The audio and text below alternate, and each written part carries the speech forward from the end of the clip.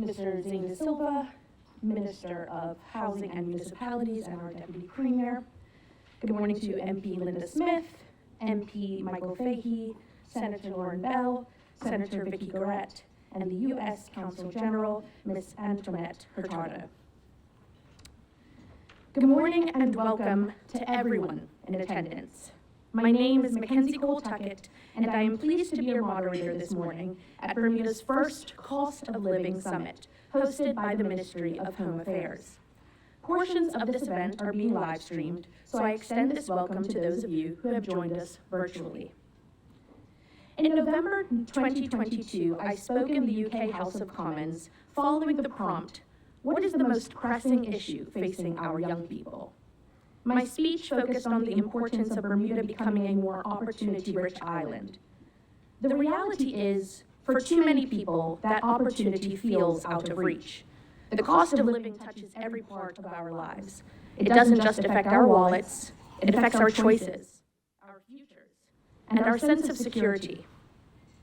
As a soon-to-be graduate, these are the considerations are having. That's why effectively addressing the cost of living matters to us. This type of summit is a first of its kind for Bermuda. You will hear industry experts on the state of current affairs impacting housing, food pricing, and essential services, and suggestions on the ways in which we together can create a more affordable landscape for the community. The success of today depends on the presentations, panels, insights, and respectful engagement from all of you, our participants, partners, and community representatives. We will begin soon, so I ask that everyone please take their seat. Today's event will be interactive as we are using Slido, a live question and answer platform to gain real-time audience feedback. So to access this, please scan the QR code on your agenda or on the screen, and test it out with our first question, which we will add to the screen.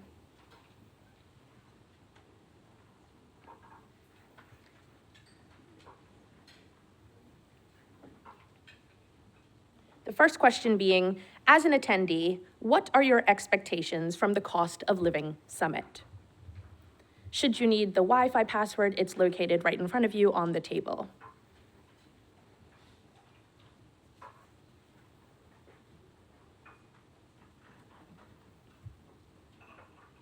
Solutions, collaboration, that's important. Data, transparency. And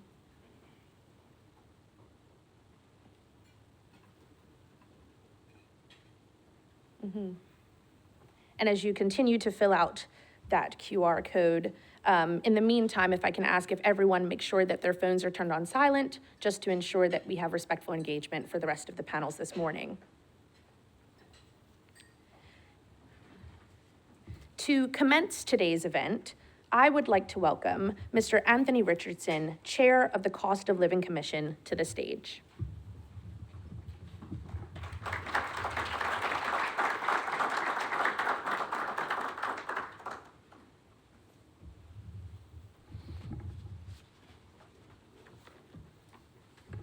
Good morning, everyone. It is actually incredibly encouraging to see such a strong turnout this morning. I was actually advised last night that it is a sold-out experience. And so again, well done to each and every one of you. The attendance speaks volumes and is a clear indication that Bermuda's cost of living impacts all of Bermuda's residents. It is also an indication of a shared appetite for meaningful, collaborative solutions. The analogy for me today is that this is a relay race, and not a 4x100, but a 4x400. It's not going to be a quick sprint, and each of you will be a participant. I also want to take a moment to commend the organizers of today's summit. The foresight and dedication behind this event reflect exactly the kind of leadership and coordination Bermuda needs to make progress. It bodes well, not only for the conversations we'll have today, but for the broader personal conversations that we will have tomorrow and beyond. I am also struck by the caliber and diversity of today's panelists. Their range of experience, and more importantly, their seniority, is a welcome sign. It demonstrates that those with authority to act are also willing to engage. These are not just panels for discussion, they are panels for action. And for the newly reconstituted Cost of Living Commission, it is a clear signal that when the summit ends, we will not be running alone. The baton will be passed, and we will continue the relay with the full weight of your support behind us. In thinking about today's comments also, I would characterize the minister, Honorable Alexa Lightbourne, as the track coach. In that regard, she called me yesterday and gave me some more words of encouragement. And so thank you, Madam Minister. I don't know if you actually really ran, but I'll leave that alone for now. On a personal note, I welcome a discussion at some point for the Commission about the nuances of price controls versus price regulation. That will be a critical distinction. And while we're being honest and courageous in our conversations, I also look forward to a rigorous debate around the government's responsibility to govern and influence pricing policy versus the business community's right to confidentiality in their internal accounting processes. Let us be clear, a healthy democracy welcomes healthy debate. Differing views are not an obstacle. They are a strength, a sign of serious engagement. Thus far, I have already been impressed because some persons have said to me just this morning that they are impressed by the professionalism of what has happened thus far. This is a unique opportunity. Again, I commend Coach Minister Alexa Lightbourne. I'll finish by saying that let's let today be a signal of intent.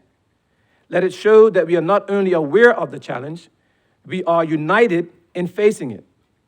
And let it be the start of a journey where data, dialogue, and determination lead us to solutions that make a real difference in the lives of everyday Bermudians. On behalf of the Cost of Living Commission, I stand ready to receive the baton that will be passed to us following the outcome of today's events. Thank you.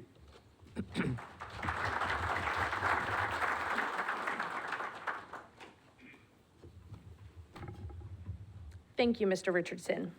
To continue with official remarks on behalf of the Bermuda government, please welcome the Honorable Minister Alexa Lightbourne, JP MP, Minister of Home Affairs, to the stage.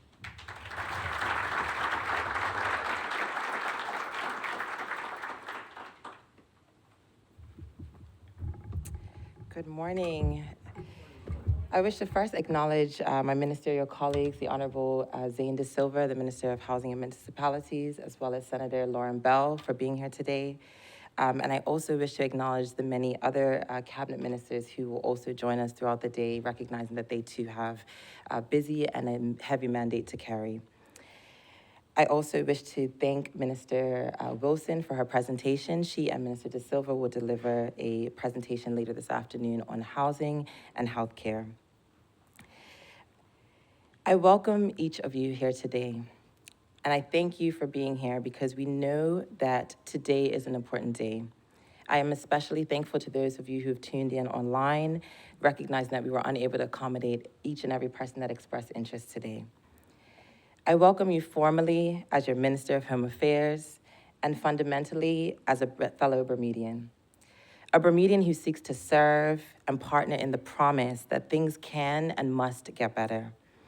And so I thank you. Know that the decision to host this summit at this time, so soon after being given our mandate in February, was a thoughtful one. We accepted that there was a clear call for immediate action, but we also accepted that we must act immediately.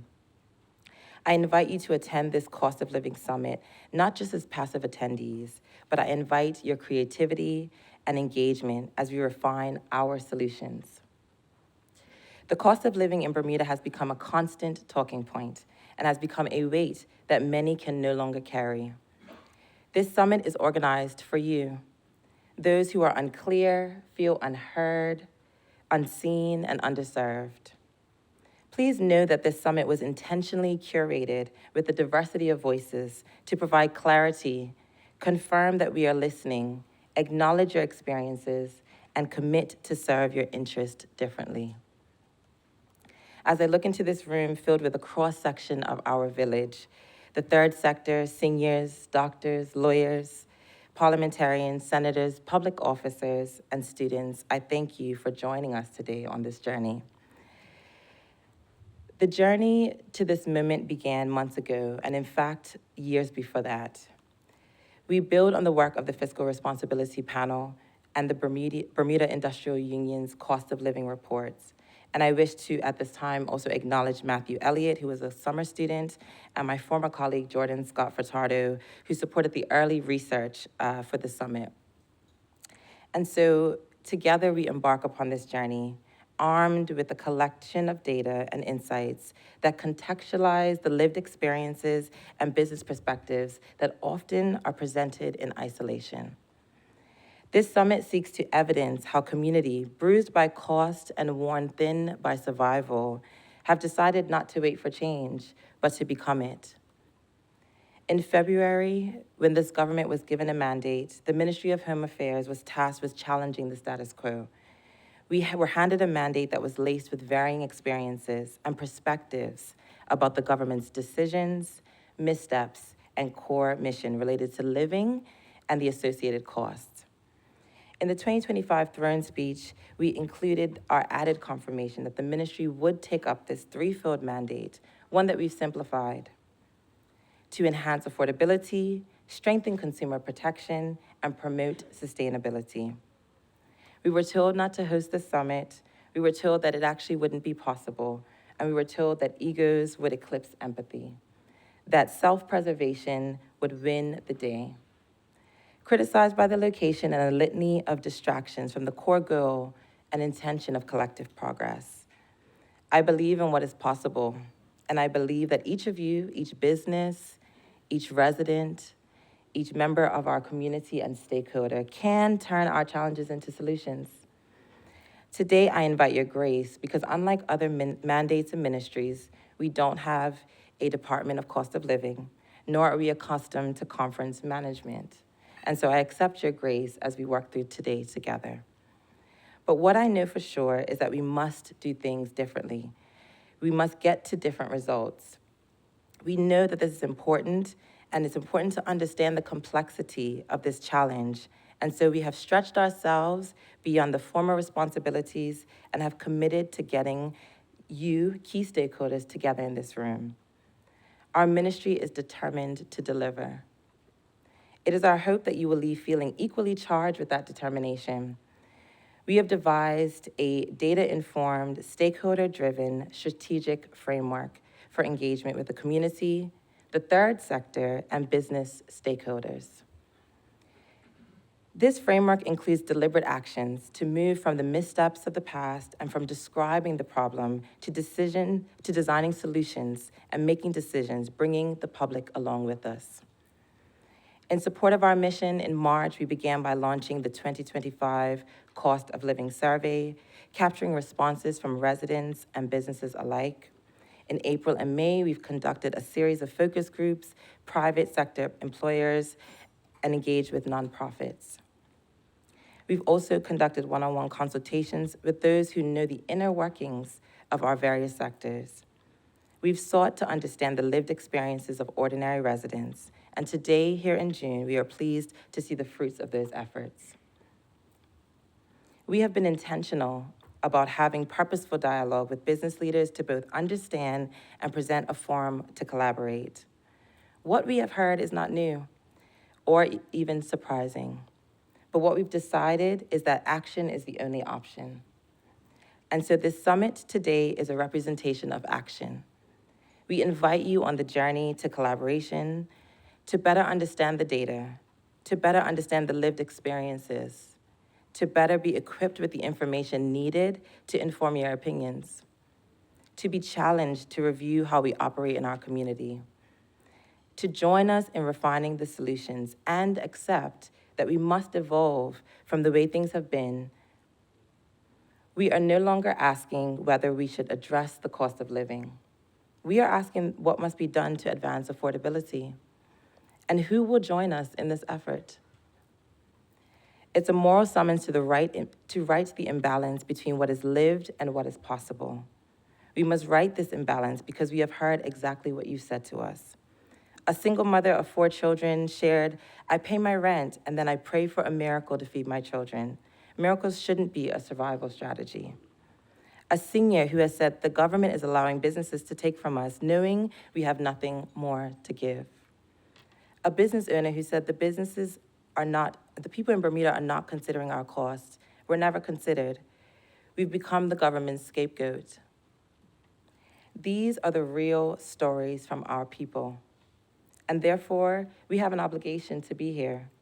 We must forge better and more affordable ways forward for this mother, for this senior, for this business owner, and for so many more Bermudians just like them. I am gratified that we are not on this journey alone. I wish to especially thank the group of industry professionals who have graciously volunteered their time to ensure today struck the right balance. Especially a huge thank you to Mr. Malcolm Butterfield, Mr. Neville Grant, Ms. Lydia Dickens, Ministry Special Advisor LaToya Smith, Permanent Secretary Mrs. Pandora Glassford, Public Officers Shavonna Simpson and Ian Cameron, our summer students who greeted you this morning upon arrival, and the government's communications team. We are not here to rehearse problems. We are here to reveal the possibility. This summit is a bold invitation to abandon the worlds that have divided us and the perspectives that we've thought were true. But we are invited to build on what binds us, to own our contributions to our challenges and be guided by belief. I invite you to gather your tools of participation and come and build with us. Today, I ask that you be present, be engaged, and engage in the dialogue. Refrain from desire to point to another entity to determine a solution, because we are the ones that we've all been waiting for. There's a commitment wall just outside the room, and as you listen and engage throughout the day, think about how you can assist, no matter how big or small, from the various sectors that you each represent. The business owner reviewing their operations, teachers who are tasked with empowering our students to think about sustainability, lawyers who support businesses and the community, and the consumer who makes a decision about what goods they believe to be essential. I invite you to add your name as a visual representation of the commitment to Bermuda's solution. No government, no ministry, and no stakeholder can do this alone. This summit represents an intervention focused on collaboration. When you leave this room, leave with that commitment, because at this moment, that is when policy meets purpose, and it allows us to envision the possibilities. I thank Ms. Mackenzie Till Tuckett and Shamori Talbot Woolridge to be our AM and PM Masters of Ceremonies, and the moderators and panelists who have volunteered to guide today's conversations. I thank the Cost of Living Commission and its chair, Mr. Anthony Richardson, who will receive the cost of living strategy and implement the next steps. And I thank each and every one of you for showing up and for being committed to listen and engage. At the close of the summit, I look forward to returning to share some successes that the ministry has already made towards affordability. Those successes, coupled with today's insights, provide me with hope for the road forward. What I know for sure is that the solutions we seek are within reach, and I invite you to join in. I invite you to join as architects of the solutions for a more affordable Bermuda. Let's begin. Thank you.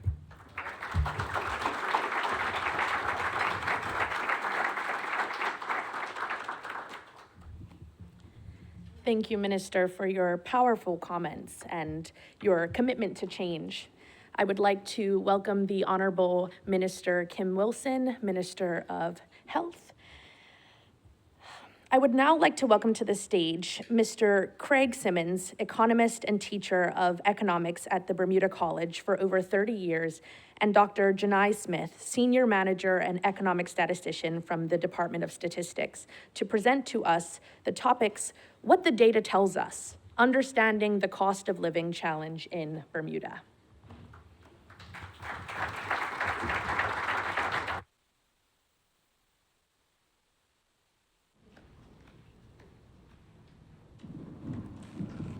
Good morning. I wanted to give a shout out to all the younger people who make a contribution to social insurance. I'm in day 541 of my retirement. Life is good. But that's not why we're here today. Understanding the cost of living and what the data tells us. My job is to talk about how did we get here? And I'm going to tell a story about how we got here. So in the beginning, many of you probably can't remember 1989, but that was a pretty good year for the hospitality sector. Tourism accounted for 38% of economic activity, as measured by gross domestic product. And international business at the time was in its infancy, representing only 17%.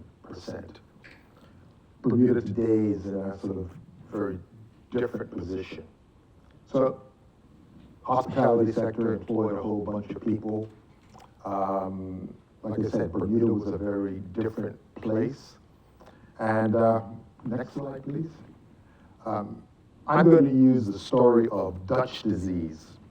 Dutch disease has been experiment, but came from the Netherlands when they discovered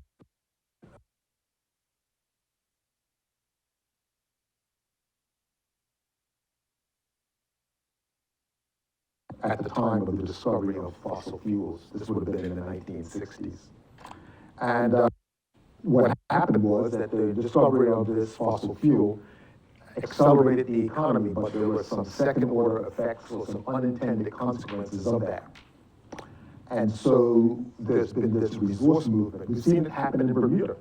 The growth of international business really took off in 1992, in the aftermath of Hurricane Harvey, I believe it was. Influx of capital into Bermuda, growth in the industry, and we had this sort of reorganization, what I termed here a resource movement, basically out of the hospitality, out of tourism, and into international business. So this model that I'm talking about, Dutch theory, it's three sectors. There's two tradable sections. There's a traditional, in the case of tourism, it's a non-booming section. And in the case of international business, it's a booming tradable section. And then you've got the non-tradables, which I've labeled as construction, housing, energy, and groceries. The things that we don't export. We do export tourism, and we do export international business. And the effect of resources moving from the hospitality sector into international business, this resource movement effect, had the impact of driving wages up, not only in the international business sector, but in all of our sectors, in construction, housing, energy, and groceries. That graph that I've got there, this is the nerd in me. This information is taken from the balance of payments. The balance of payments is a record of Bermuda's relationship with the outside world. So the blue line represents our exports of international business, and the red line represents our exports of tourism. And you can see that from about what was the first line, 1978? 89? The red line is above the blue line. Yeah. In other words, tourism was contributing more to the economy in terms of foreign currency than international business. And the trend with respect to the contribution of foreign currency to the economy from tourism has been on a steady decline. The converse is true with respect to international business. It has been on a steady increase. And it's not hard for people to understand why there has been this resource movement from the sort of flagging tourism sector into the booming IB sector. And with that, higher wages in construction, housing, energy, and in fact tourism. Higher wages lead to higher prices, and you get this gradual increase in the cost of living. Next slide. And so, yeah, tourism back then accounted for 3% of economic activity. Well, sorry, today, tourism accounts for 3%. And that's a sorry thing because many of us have sort of thrown tourism in the dustbin. Of course, we forget that it is still a major employer, especially of blue-collar labor. And international business now, accounts for well over a quarter of our economic activity. But there's been major inequality that's been occurring since 2000 in the IB sector. Median incomes in international business are north of $170,000 a year, whereas median incomes in the hospitality sector are around $40,000 a year, and the gulf is getting wider and wider. So those of you who work in IB with your $160,000, $170,000 salaries, those higher incomes are leading to, well, rising prices in what I call the non-tradable sector: construction, housing, energy, groceries, because you can afford Blackberries and Tom Watson's organic chickens. You can afford that. The rest of us are on canned foods, spam, and the like. So these housing, local services, groceries, the demand, it's a simple law of supply and demand. As the demand for a product increases, and given a limited supply of these non-tradables, Tom Watson does not have an infinite supply of organic chickens. It drives up the cost of living. And so that's what we've been witnessing for quite some time, arguably since about 1992, when international business sort of got on steroids and has been going from strength to strength. I don't know whether you can remember 2005, the three ladies that visited the United States, Katrina, Rita, and Wilma. That if you have a memory of the picture I showed you earlier, there was this steep increase in the receipts that the foreign currency coming into Bermuda from international business. Well, it was from those three ladies, Katrina, Rita, and Wilma. That was a boom time if you worked in international business. Not so good if you worked in the hospitality sector or if you worked in housing, construction, okay? Next slide, please. So that's my sort of part of how did we get here. I'm blaming it on this thing called Dutch disease. You have witnessed that in Silicon Valley with the tech boom.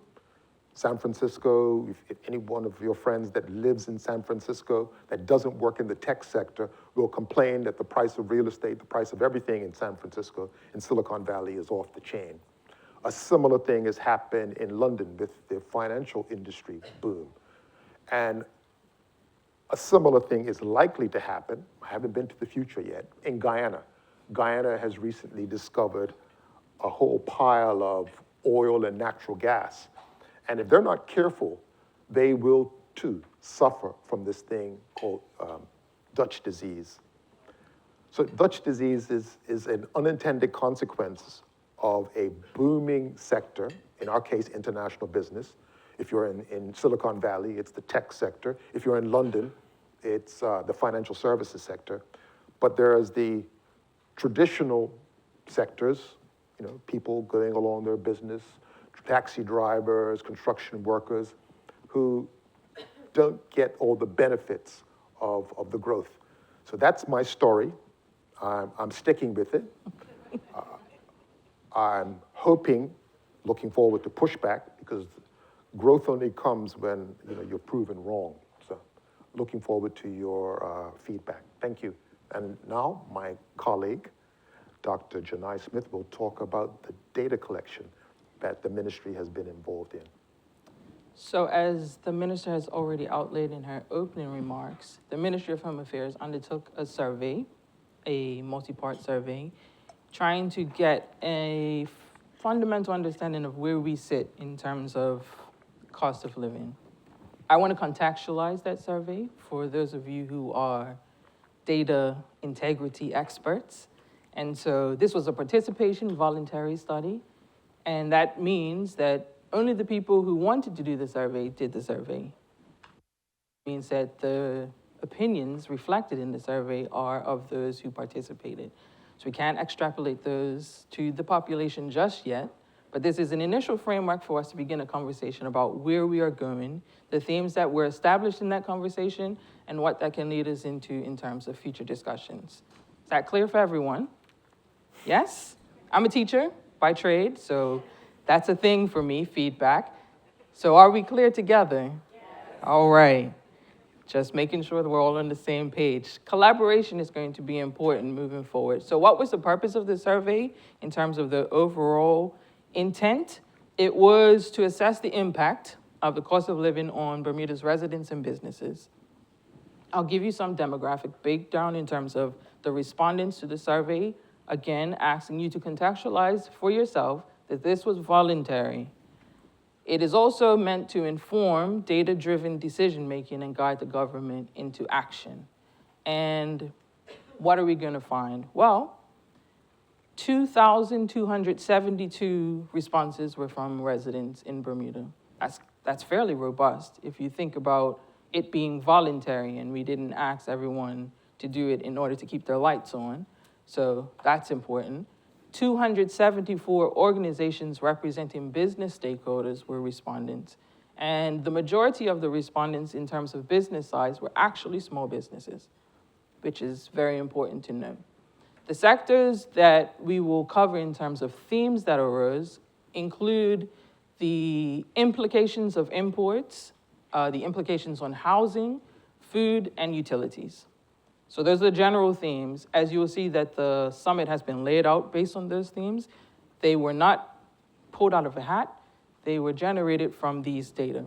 So the purpose of this conversation, this early morning conversation, is to set the framework that data were used to begin this conversation, and we will continue to gather those data in different mediums to extend the conversation.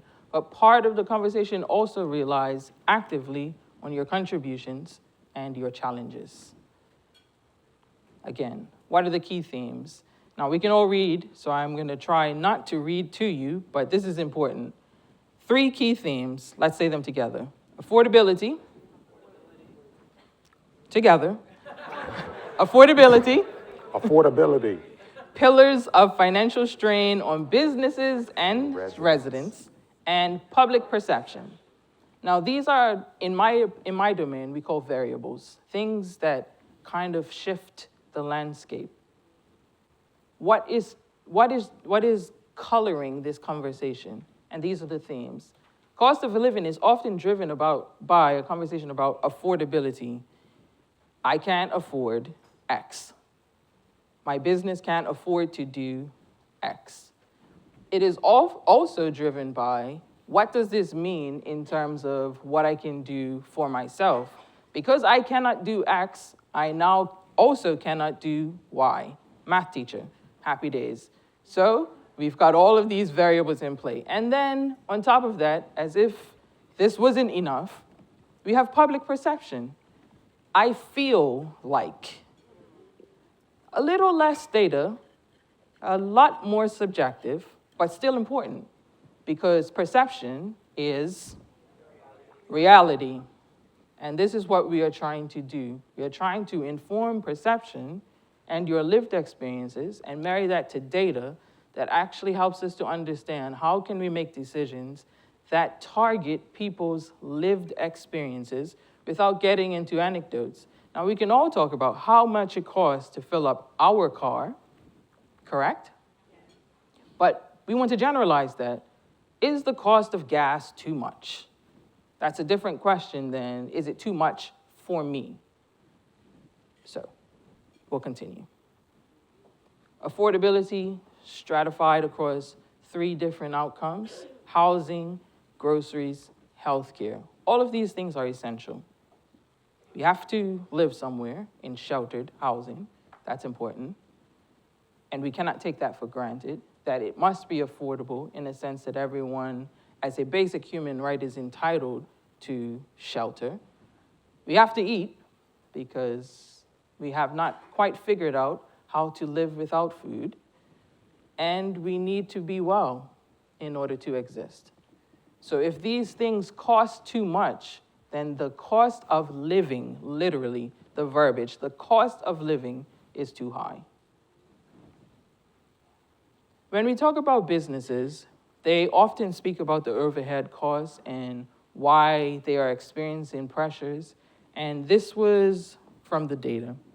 Businesses listed shipping and transportation as a key barrier to lowering consumer prices. Now, we all live here, which means predominantly we shop here for our essentials, probably not the things that we buy on Amazon, but most of our essentials. And we also recognize that businesses have to make a profit in order to continue to exist. So they have overhead costs, and we have living costs, and everybody's costs are too high, and now we're all complaining and throwing stones at everybody's window, because it's actually your fault that my cost of living is high, and it's my fault because I don't make enough money, and it's the government's fault because they're not putting enough policies in place. And this is the purpose of this summit, to deconstruct that conversation and produce solutions together, collaboratively, using data as a framework and using our lived experiences as an opportunity to color the experience in the conversation. Food is expensive. Now, I went to the grocery store, anecdote, and I had to make a decision between fruit and candy. Even with sugar tax, the candy is cheaper. Right? So when I'm raising my godchildren and my nieces and nephews in terms of what decisions are you going to make around food and healthy choices, because understand these pillars work together. You can't have good health care, you can't have good health and wellness if you have poor food choices. If you cannot afford good food, then come on, this is good math. You end up with poor health. And so these are the targeted approaches that we are going to have to address in order to get at real solutions. The unfortunate part about a conversation like this is that it has some base assumptions that we need to dismiss early. That any one entity has the solution, that the solution will be fast, and that the solution will be acceptable for everyone. None of these things are true. I want that to be abundantly clear as a data scientist and an employee of our dear country. None of these things are true. The best that we can do is bring all of our tools and resources into the room, which is what we are doing today. Oh, that's not good. And then extend the conversation about what we can do collaboratively to forge a solution that works for everyone. Housing for residents. In the 2016 census, the majority of respondents were house owners by a small margin. But over 40%, almost 48% of respondents were rental persons. So now if we are a country where a significant portion of the persons, now help me, economists, this is good math, are renting, and we have a rental shortage, come on, everybody draw the line together. What are we going to experience? Higher prices. This is a supply and demand conversation. You all need it, and we only have a few, so I'm going to charge a premium because I got to make sure that I can make a good decision, an informed decision about who gets access. And so this is an important conversation to extend. We remember the key pillars from the beginning, correct? Affordability. Anyone remember the second one? Work together. Perception, that was third, but we'll go with that for second. Perception, and then financial strain on businesses and residents. So everybody's feeling it.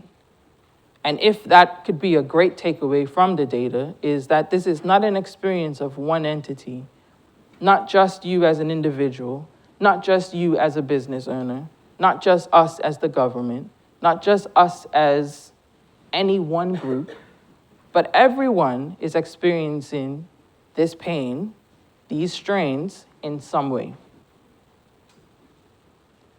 I'm gonna run through this slide because the countdown turned orange, which is alarming. That means we are running out of minutes. And so housing, the reports say that rent is excessively high. We explained why just now in terms of supply and demand. We experience unexplained rent hikes, supply and demand. Report repair issues with the landlord. Now, some of these are perception.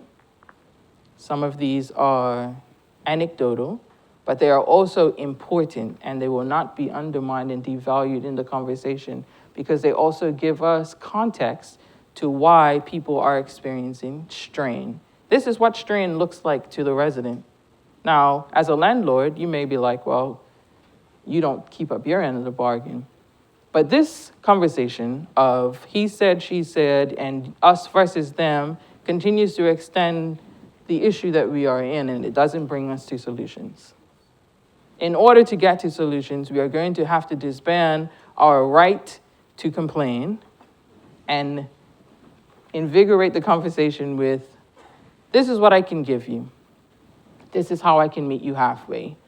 I cannot give you free food, but I can make sure that food that is good for you is affordable.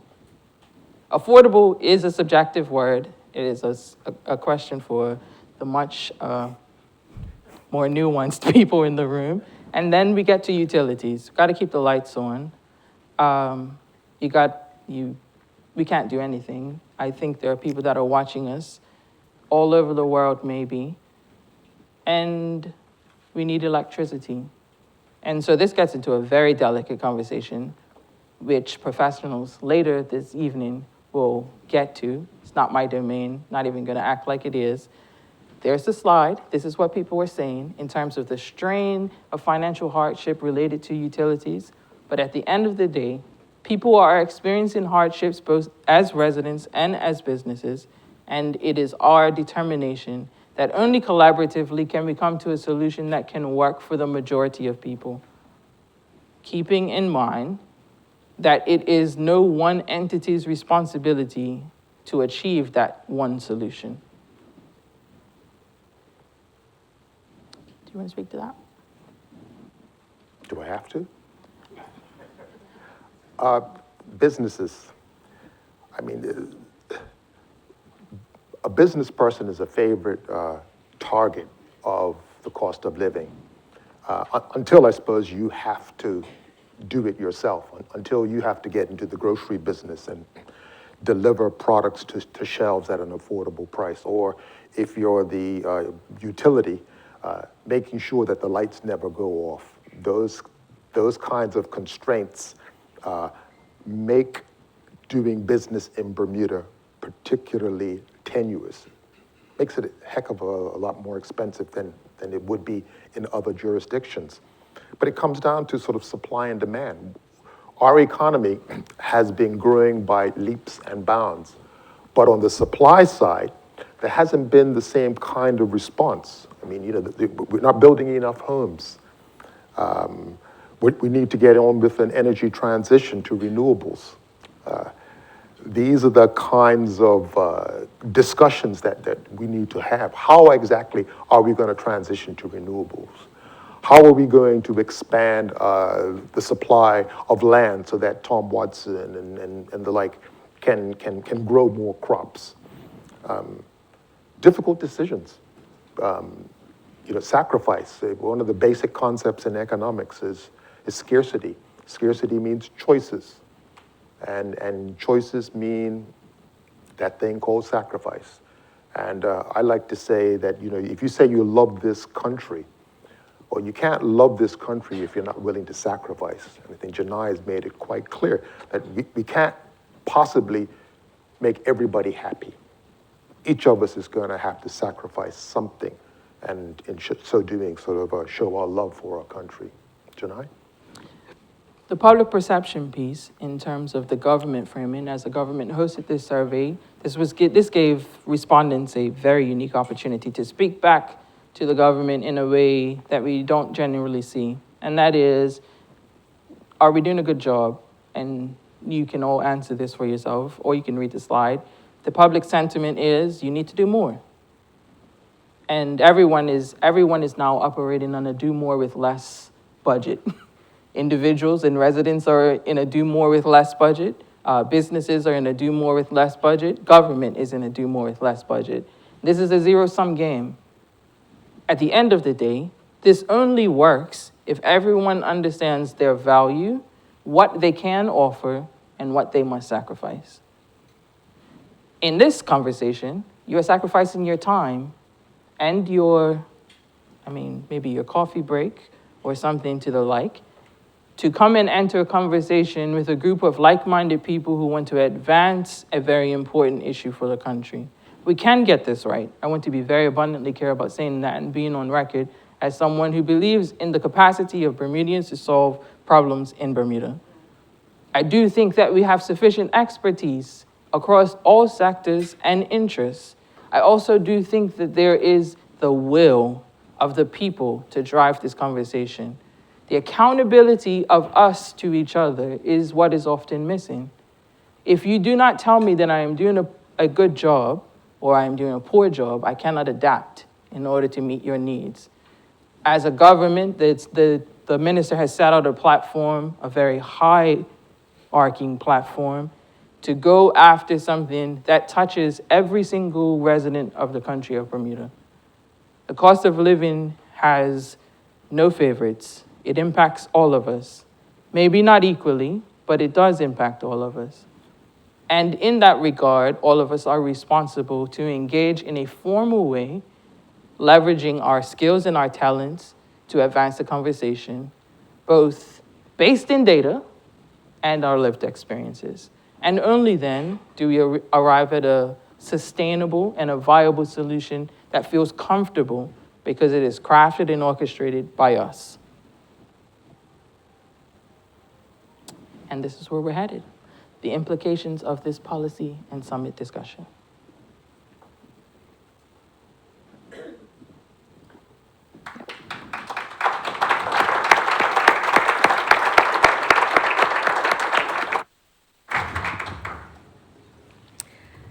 Thank you, Mr. Simmons and Dr. Smith, for their thorough analysis of the survey data compiled by the Ministry of Home Affairs and for unpacking it for us to set the stage for the upcoming panel discussions. I know that each of us will remember those three key themes: affordability, pillars of financial strain on businesses and residents, and public perception. We will now dive into some of the structural and operational realities that impact supply chain costs and discuss opportunities to enhance affordability and resilience. And so I would like to introduce our first panel for the day, Rethinking Imports in Bermuda, Driving Down Costs and Building Resilience, moderated by Jessica Mello from the Blue Economy Consultant at Blue Bridges. And joining this panel, we have Bryson Hackeman, Chief Executive Officer of Mailboxes, Cheryl Hayward-Chu, Chief Executive Officer of the Meyer Group of Companies, Carl Vincent Jr., the co-founder of Pronto Limited, Mr. Lawrence Scott, Chief Executive Officer of Scott's Craft Bermuda, and Mr. John White, Chairman of the Bermuda Container Line.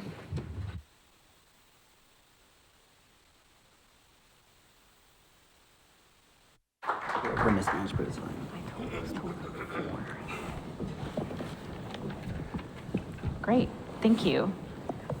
So thank you first to the minister for inviting us to speak today. I think I speak on behalf of the whole panel when I say it's an honor to speak on such an important topic for all of us today. In this panel, discussion, our goal is to look under the hood of our import system and ask, where are the real cost drivers? What risks do our supply chains face? What's within Bermuda's control? And where can real change happen? And I think we'll talk a lot about food today because for most of us, it's something we experience in our everyday lives, so it's something we really understand. But imports also impact the cost of every industry in Bermuda because in housing, construction companies need to import construction materials and equipment, and the hospital needs to import all sorts of stuff. Belco needs to import fuel, and even your barber has to import supplies. So even the cost of a haircut is impacted by our import system. So I want to first talk about the key drivers of import costs in Bermuda, and then we're going to go on to maybe some areas for solutions. Carl, I want to go to you first. You're the co-founder of Pronto and City Market, and you're a retailer. And the part of the supply chain that most of us understand, and maybe I'm speaking for myself, is when I go grocery shopping. And if I went into your shop, into City Market, and wanted to buy, say, a watermelon, because it's summer now, I see that watermelon on the shelf, and that's the thing I understand when it comes to the supply chain, but honestly, I have no idea how that watermelon got there. Can you sort of pull back the curtain for us and explain how you got that watermelon there, or a jar of peanut butter, or a bunch of bananas? Sure. How do they actually get from wherever those things are grown or produced? How do you get them to Bermuda, and what are the steps that you need to go through as a retailer to get them onto your shelf? Perfect. I'll start by saying I'm very excited and happy to be a part of this panel and the conversation generally. There's a ton of very talented people on our panel and on all panels, and I admire everybody who's willing to take a part in fixing this or adding to what will be a solution. There's people in the crowd that I've looked up to, people in the crowd that I've learned from. Yeah, happy to be here. So that watermelon, well, what we represent as a shop is the last part of the storytelling process, and maybe the only part of the story that gets told. It's often a short conversation, but it really is a long story. And I think we'll all piece that together up here. But that watermelon, let's say, came from California, where a lot of them do come from, was loaded onto a truck by laborers. It was shipped across the country. It ended up on the East Coast. It went through a bunch of paperwork. It was in a refrigerated container. It was put on a ship, ended up at one of our distributors, which we maybe would have purchased it from or pre-purchased it from. So it required maybe ordering it 2 weeks in advance, whether it was a bin or whether it was a single watermelon. And that culmination of all that transportation, any storms that were on the way, any situations, is and the price is the culmination of all of that. We can certainly do a better job of explaining where our produce comes from. It comes from all around the globe, whether we see, oh, it comes from New Jersey or it comes from Florida.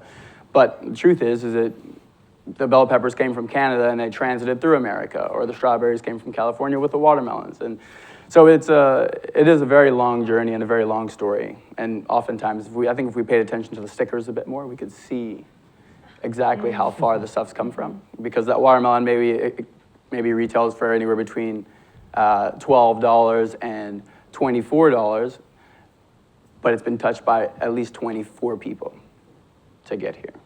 That's great. Thank you so much for that context. Sure. John White, I want to move to you next. You're a senator and also now the chairman of Bermuda Container Line.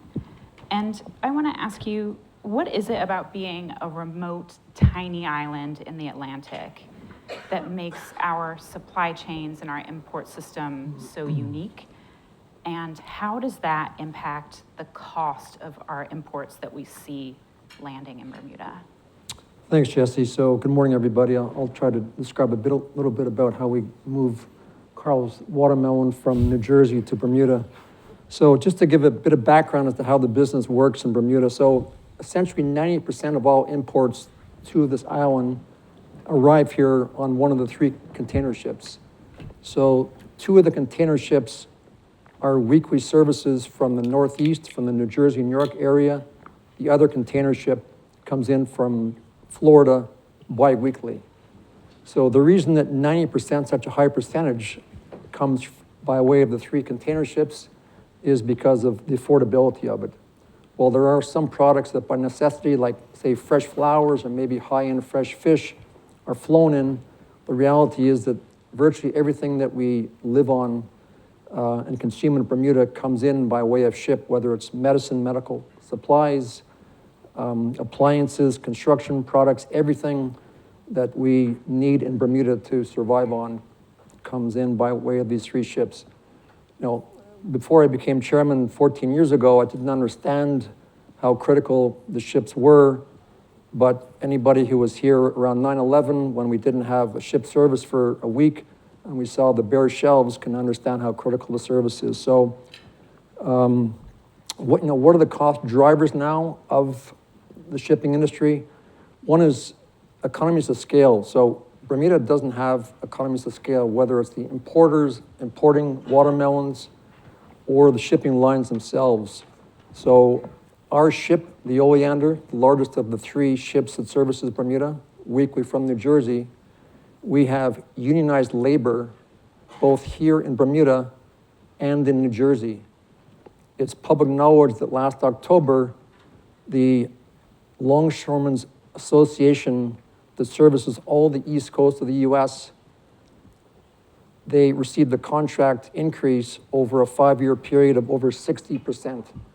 So as a shipper, we have no control over what that cost is. So that's an excess of 12% per year that is now being forced upon the shipping line. So that's our biggest cost, and Bermuda has no control over that. So that's item number 1. 2 is Bermuda doesn't export anything. We manufacture, we have no manufacturing per se. We grow what we can from our land, but we consume it here. So the containers that come from New Jersey or Florida to Bermuda come full, but when they return to the US, they're virtually empty. So just imagine what your air ticket would be if you flew from New York to Bermuda and your plane is pretty full, and the return journey, there was no passengers on board. So as a shipper, we still have to incur the costs of driving our ship back to New Jersey, but receiving virtually no revenue. So that in itself makes the service very expensive. Next item is just Bermuda has fewer people now, and I know this is a sensitive issue, and Dr. Smith and Mr. Simmons spoke about. I'm not suggesting we should have 5,000 more people or not. I'm just saying that the best years for the importers in terms of affordability were, say, before the 2009 period, when Bermuda had far more residents, because more containers means being able to have the shipper allocate fewer costs per container. So fewer people consuming goods, fewer containers coming to Bermuda means more expensive costs per container. So that's just the reality of economics. Next item is just the newer cost that every business must accommodate to according to, say, cyber risk. Who 10 years ago had ever heard of cyber attacks, which we know in Bermuda has taken place successfully against the government? Perhaps less known is that they have been successful at smaller businesses in Bermuda. And so we, as a shipping line, need to expend a pretty unusual amount of money to ensure that the cyber risk is preventable so that we can continue to provide reliable service to Bermudans. And the last item I just want to reference is the geopolitical risk that every country has to be concerned with. And I guess just recently, the US administration's attempt to legislate fees for any Chinese-built ship that makes a call to a US port that would have resulted in $1.5 million for every port trip, that would have tripled the costs. Had that gone through, unfortunately Bermuda is now exempted from it, but had that gone through as drafted, what would now cost about $3,500 to $4,000 per container to come to Bermuda would have cost $10,000 to $12,000 per container to come to Bermuda. So, you know, that fortunately Bermuda was able to avoid. You know, what's the next one? I mean, the Strait of Hormuz with the current Israeli-Iran situation. I mean, these are just risks that Bermuda faces that will impact potentially the cost of shipping to Bermuda. So I guess that, Jesse, I just want to give you some background. And are there some solutions to reducing the cost? Certainly, when the recent crisis about the Chinese-built ships was discussed, our company talked to places in Canada. So, for example, could we transport goods to and from Halifax, which would be a possibility in the future to prevent dependence on the US. Having said that, it comes down to where do our customers want to be. They've been sourcing products from the New York, New Jersey area for decades, and to overnight switch their source of products from that area to Canada would obviously be problematic. It's not impossible, but it would take a long period of time. So, you know, I guess the other thing, could there be 40-foot containers as opposed to 20s? That's an issue that Bermuda has been talking about for years now, and there's obviously pluses and minuses to it becomes more affordable, but can our roads that are, you know, currently in not great shape now adapt to not just 20-footers, but 40-foot containers on our roads? And so, you know, there are some things that could be done, not overnight, to reduce the cost of shipping, but, you know, I just wanted to give you sort of an outline of what the drivers of the costs are for our shipping line and the two others that service Bermuda. So, you know, I just want to leave with, I know it's not inexpensive to ship, but it's a reliable service twice weekly, once bi-weekly. You know, any island to the south of us, believe me, does not have this reliability or timeliness of servicing an island. So, Jesse, that's my update on Thank shipping. you, John. That was really helpful and thorough. I want to move to Cheryl. Cheryl Haywood-Chu, you're the CEO of Meyer Group of Companies and also the chair of Polaris, which is the parent of Stevedoring Services. And Stevedoring is the service that runs the Hamilton docks, if I'm not wrong. I wanted to ask you, John has talked about some of the structural issues, but what changes have you seen over time, maybe in recent years or maybe over decades? And what factors are maybe more fluid that have helped drive the increase in the cost of imports in recent years? Yeah, that would be helpful. Thank you. Well, someone did tease me that going behind John, he would hit on all the top points. And I see that it was fairly close.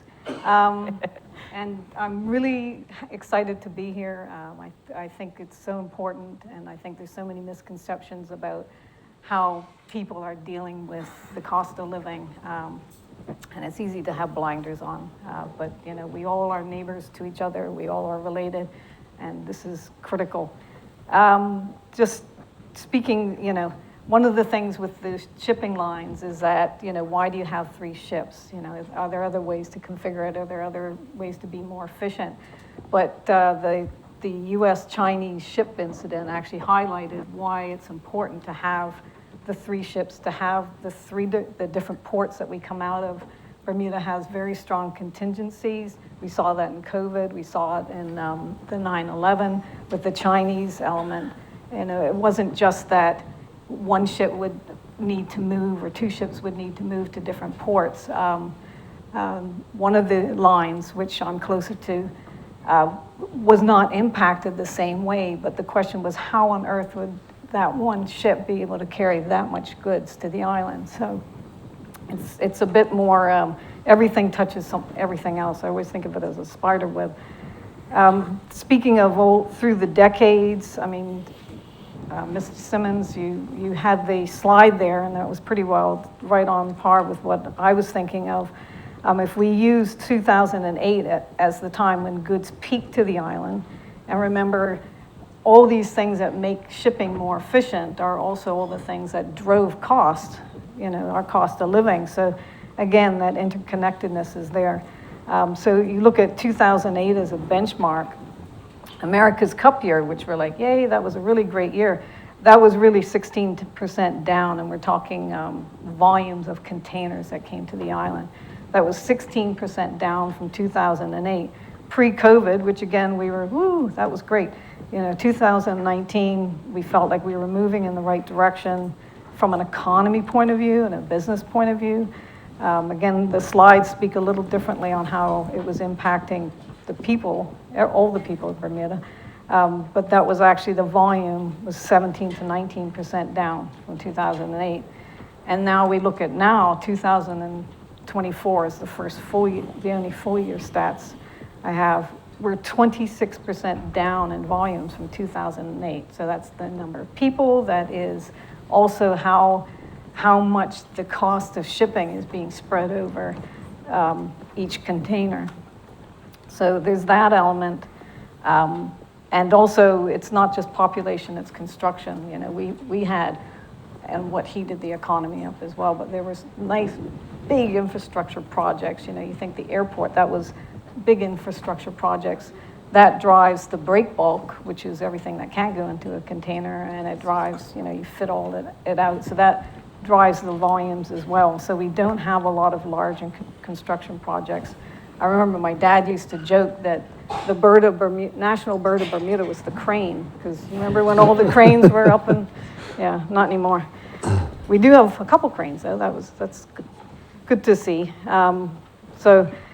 And then from driving costs as well, the small ship market, small ships, we have miniature ships compared to the rest of the world. Our ships can carry 350 20-foot containers, and you think a norm now, I think I wrote it down somewhere, yeah, a norm now is between 4,000 and 8,000 containers. So, and that's a norm. That's not, that's a norm like, the Norwegian breakaway is a norm now, that doesn't fit into Hamilton. So these ships can, I did ask one of our shipping agents, okay, so what would you think is a ship that could get to Murray's Anchorage? And he said, well, 5 Fathom Hole, we can fit a 1,000 TEU ship. So we have 350, just to get to 5 Fathom Hole, which is actually outside of Bermuda, it's not going inside, is 1,000. And the norm is between 4 and 8. So it really speaks to the scale that we have. So, but also with the 3 ships, again, that makes it perhaps more expensive in some ways, but we have backup, we have redundancy. So I don't know. But it's really, no matter what you look at, it will impact something else. So I love the fact that I came in thinking of population and volume, and then Craig's slide actually spoke to how that drove the cost of living on the island. So. Mm-hmm.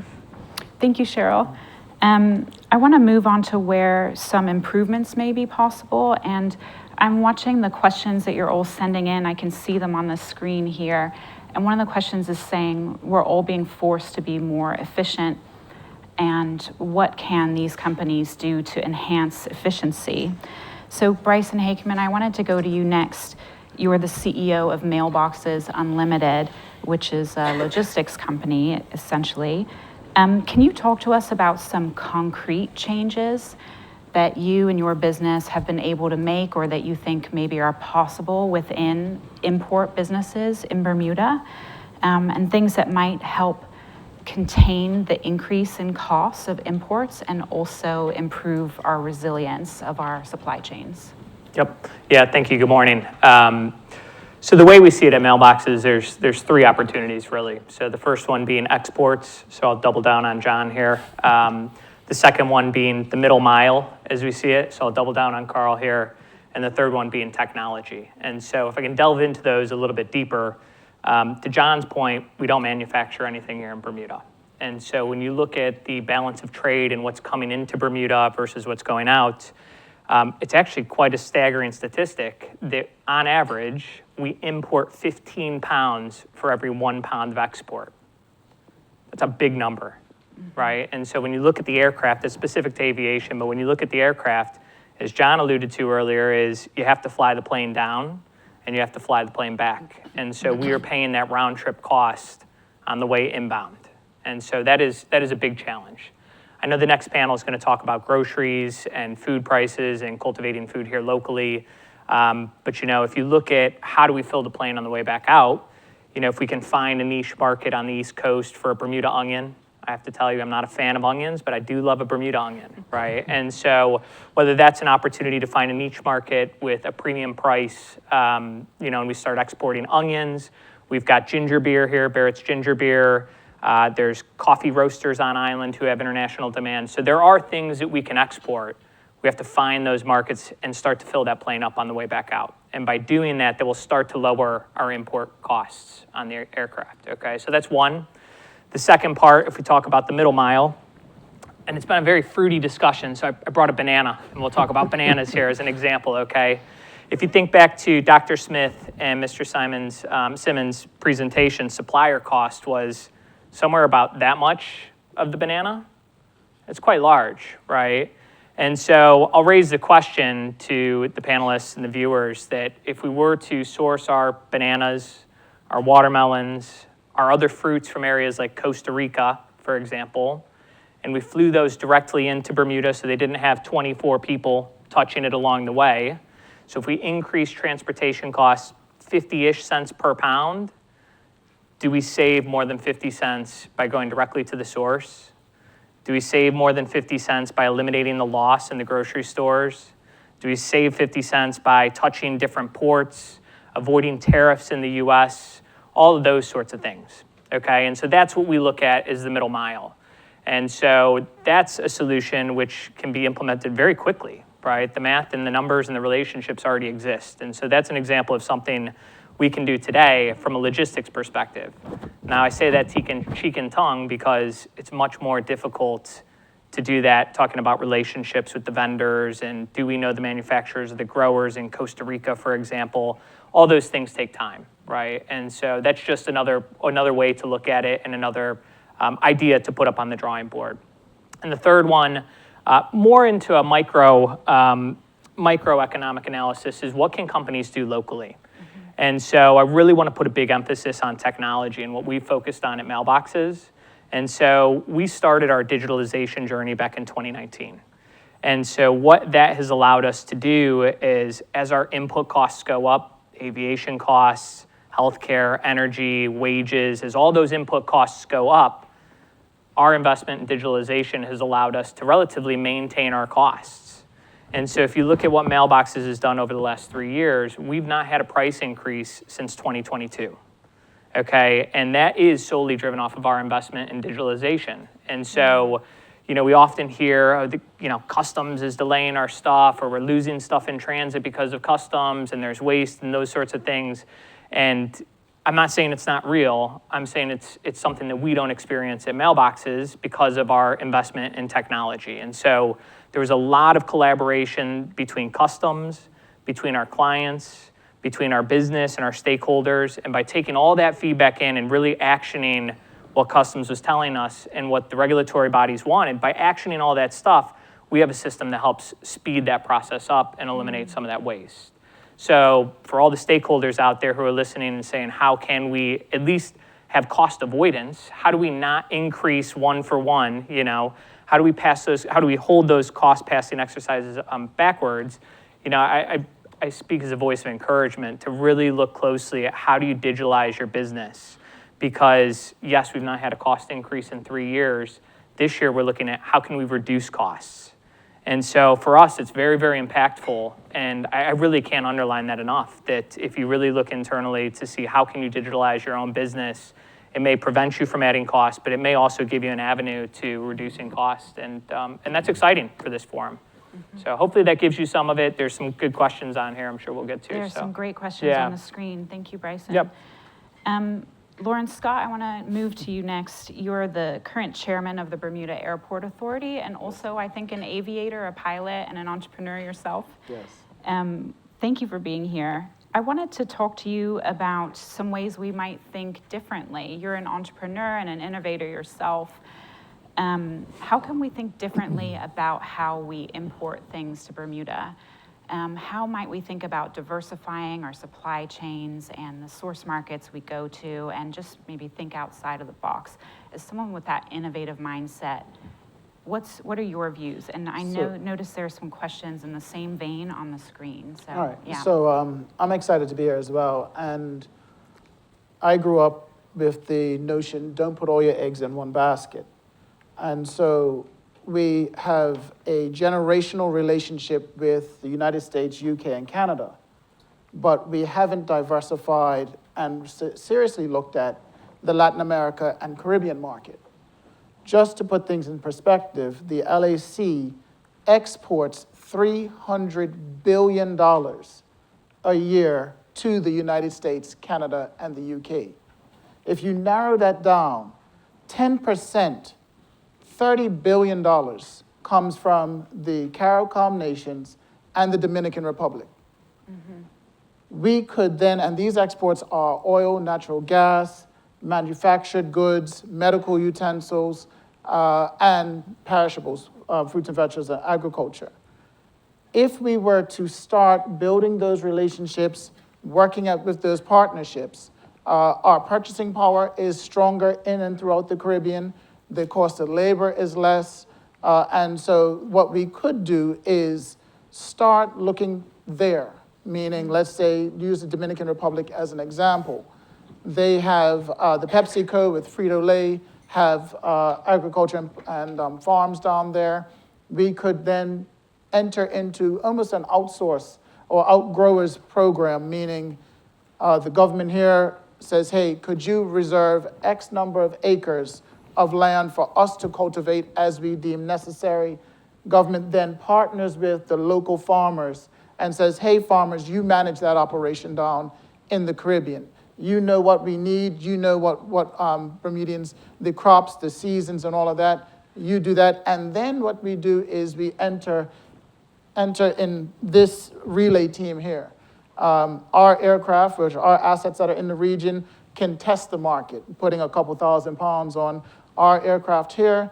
As that starts to become more and more stable, we upgrade to Bryson, and then after Bryson taps out, we then come over to the heavy hitters on my left and my right, and they come in and they start bringing in all of the real bulk. And not saying to abandon the current connections that we have in partnerships, but just to diversify. And I believe that what that does, because they are manufacturing nations, the economies of scale, which was spoken about earlier, could then be sort of used in our advantage, because the manufacturers in the Caribbean are used to small nations. They have the St. Barts, they have the Cayman Islands, they have the other smaller jurisdictions. And so we can then, instead of going through wholesalers, go direct to the manufacturer and say, hey, that flavor of Pringles that we don't normally get because we don't have it in bulk, we can get them to manufacture it for our taste, for our size, and for our community. Great. Thank you, Lawrence. I want to give the panelists a chance to answer some of the questions coming in from the audience, and also to respond to some of the things you may have heard from each other. So, Carl, I wanted to start with you. There's a question for you specifically. It says you mentioned purchasing 2 weeks in advance. How does the local embargo impact your shipments? Okay. Local embargo is in two, I guess, facets here. It's to be celebrated because it means that we're growing something. It means that we have product to sell and that our land is doing its job. It can pose challenges when, so how it works, and correct me if I'm wrong, I know the Farmers Association is here. A farmer can foresee what will be pulled up in 2 weeks' time. So they let the Department of Natural Resources know, and then they send out the embargo list, which goes to distributors and to grocery stores. From there, we then adjust our orders and buy what we need to buy locally and buy the rest from the importers and distributors. If there's a massive rain that was unexpected and the broccoli crop was lost or potatoes couldn't be harvested, well, the downside is that, well, I didn't import any broccoli. There was no broccoli picked, so guess what? No one gets any broccoli this week. So that sort of scenario does happen a couple of times a year, and it does make you think, hey, are all of our eggs in one basket for this opportunity? But you also understand, hey, we have an industry that we need to protect, and how can we work together to make sure that the consumer gets what they want, the nutrients that they need, et cetera, all the time. Hope that answers that question. Thank you. Yeah. There's another interesting question from the crowd that's saying, are there any government regulation constraints that could be eased so that you can run your businesses more effectively? I wanted to pass that to the panel. Do any of you have a comment on regulation, and if any regulation could be lifted or eased, how that could potentially help contain the cost of imports? Yeah, I could touch on it. I mean, I think that the private sector does what the private sector does. And so if you give the private sector a problem, it will go out and try to solve that problem. And I think if you look at, what relaxation of regulations or what flexibility would help the businesses run more, is I think there has to be flexibility within some of the government functions. And so let me give you a few examples. If you were to fly a plane in from Costa Rica, but it doesn't land until 8 or 9 o'clock at night, Customs needs to be able to be there and receive it. They do this today, by the way, right? Shout out to Bermuda Customs. They receive the BA flight. If you look at Marketplace is bringing in goods, grocery goods directly from the UK. It's coming in on the BA aircraft, and Customs is there to receive it. And so as the private sector scales the business and tries to increase these different lines and these different supply sources, there's a flexibility there. Specifically also involved in that would be DENR, right? Because to the point, I think there's a question on bananas on here. I don't want to get too stuck on bananas because there's a bunch of stuff that comes out of Costa Rica or these other islands, right? Melons, mangoes, all these things, right? That was just the prop that was available. And so DENR has to be available to receive those to make sure that they're comfortable with them as well to protect the island. So I think those are two examples from an air freight perspective where the flexibility in the government to say, okay, what does the private sector want to do? What solution are they offering, and how does that help the public? And can we adjust and accommodate? So I think that's one example. I'm sure there's other examples that John or Cheryl can give around 40-foot containers and where does it make sense to source in a high capacity, right, and use a 40-foot container and maximize the density of it. I'm sure there's things TCD or the other departments could do. Yeah, I mean, right now, you can get exceptions, and you're allowed to have 40-foot containers come in for certain projects or certain events, but, the bigger question has been for years now, can Bermuda roads accommodate 40-footers? Also, the docks, can they accommodate 40-foot containers in the volume that we would expect? And I think the answer is probably no to that one. So I think it sounds good in theory, and I'm not suggesting that wouldn't bring down the cost of shipping. This has been discussed many times over the years, and I think the result has been, thus far anyways, that our roads that are not in great shape as it is, with 20-footers, could not accommodate 40-footers. So, we'll see what happens. The 40-footers, for a group of people on the island, that's been a really hot topic, probably completely, no one's aware of it.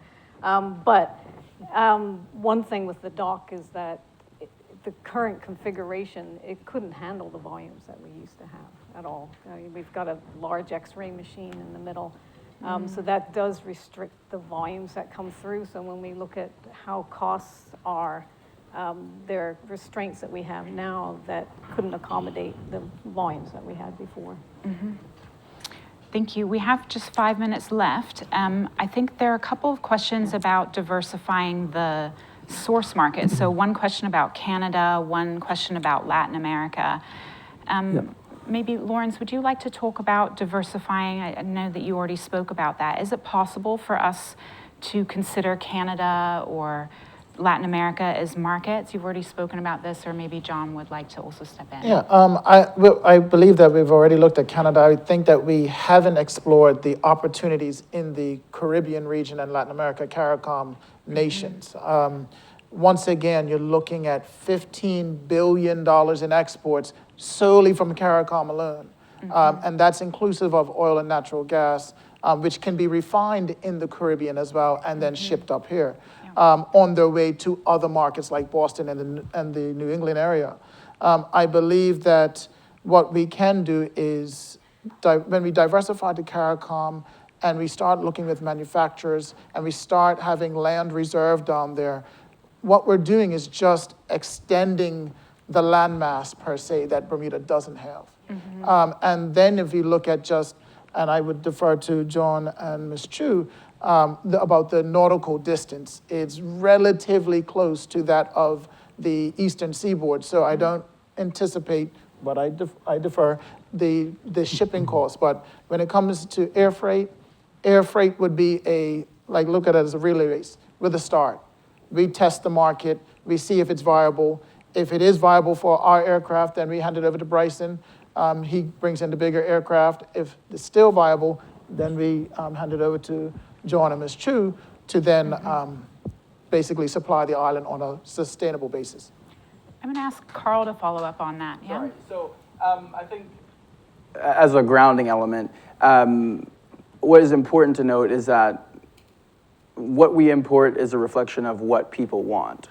And while every option in every port is a great option, if the product that other countries or other ports are offering isn't wanted in large volumes by the population, well then the conversation, it kind of seems like it has to go customer distributor, because there's a missing element of, hey, yeah, we like this as a country, we need to buy, I don't know, 10 containers worth of it to start, or a container worth of it to start. How do we bridge the gap of understanding, hey, I think Dominican mangoes or whatnot would be fantastic, but how do we first confirm that our customer would want them? I think that in today's market, what we're talking about is affordability. If you bring in a product directly from the manufacturer, where we've shortened that middle mile to where it is $2 for this product coming out of the Caribbean, but yet your name brand is $5 or $6, I think that the consumer is now more price oriented than brand loyal. Potentially, yeah. I could agree. If I can just pick up on what Carl and Lawrence just said. So as a shipper, we could ship from Halifax, for example, or St. John, New Brunswick. The question is, do our customers want us to ship from there? So it doesn't make sense for us to say we're traveling from Halifax if our customers are saying, hey, we source from New Jersey, New York. It doesn't work for us. So if we had critical mass of our customers saying we can import, we can use Halifax, we can use St. John, then that would potentially lower the costs of shipping, but it's got to be driven by the consumer, the customer, for us to be able to accommodate And when you all what they say need. the consumer, the customer, do you mean like me in the grocery store trying to buy a watermelon, or do you mean wholesalers or retailers? Who's the customer? Well, Who do you it's mean? more, it's retailers and wholesalers. So now, coming from, say, Halifax, we wouldn't have weekly service then. So the downside is we've been fortunate in Bermuda to have weekly service for as long as I can remember. So one ship comes in on a Monday, one on a Thursday. Bermudians in the supermarkets love us because they have fresh produce throughout the entire 7 days. If now Bermuda says, okay, we want to have lower prices, but to come in from Halifax, for example, then we may not have the same timeliness of having the ships come in the way that we've been accustomed to them for decades now. We have 20 seconds left according to the screen. So I'm going to close out by saying I think this was a really fabulous discussion. Thank you so much. And what I take away from the end of that discussion actually is that we as the consumers, the person in the grocery store, we do have some power in this and we do have some say. And we can, as the end consumers, really indicate to all of you and your businesses that we have some different preferences and we would like to see some of those changes. So thank you very much. Thank you.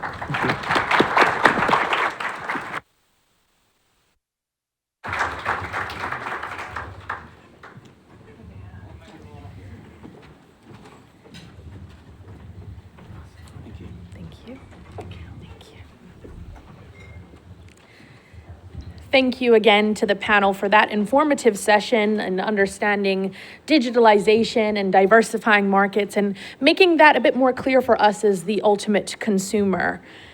As a reminder to the attendees and to the public, please make sure to use Slido to provide your questions during each of the panel discussions. Thank you for all of the questions that you've asked so far. Please continue to do so as we go throughout the next few panels. And also make sure to complete the sector surveys that will be accessed after the next few panels at lunchtime. And those will be located in the back of the room for the QR codes that I mentioned this morning. Moving on to our next panel, this one is a two-part panel discussion titled Food Security and Affordability from Farm to Fork.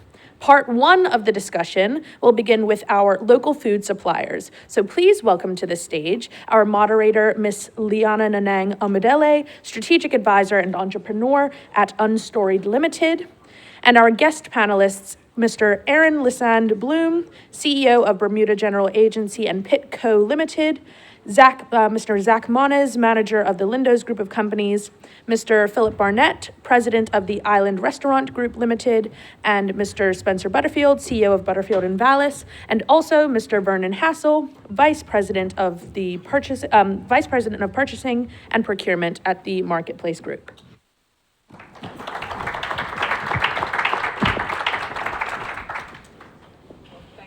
For joining me, gentlemen. Can everyone hear me? Okay, yes.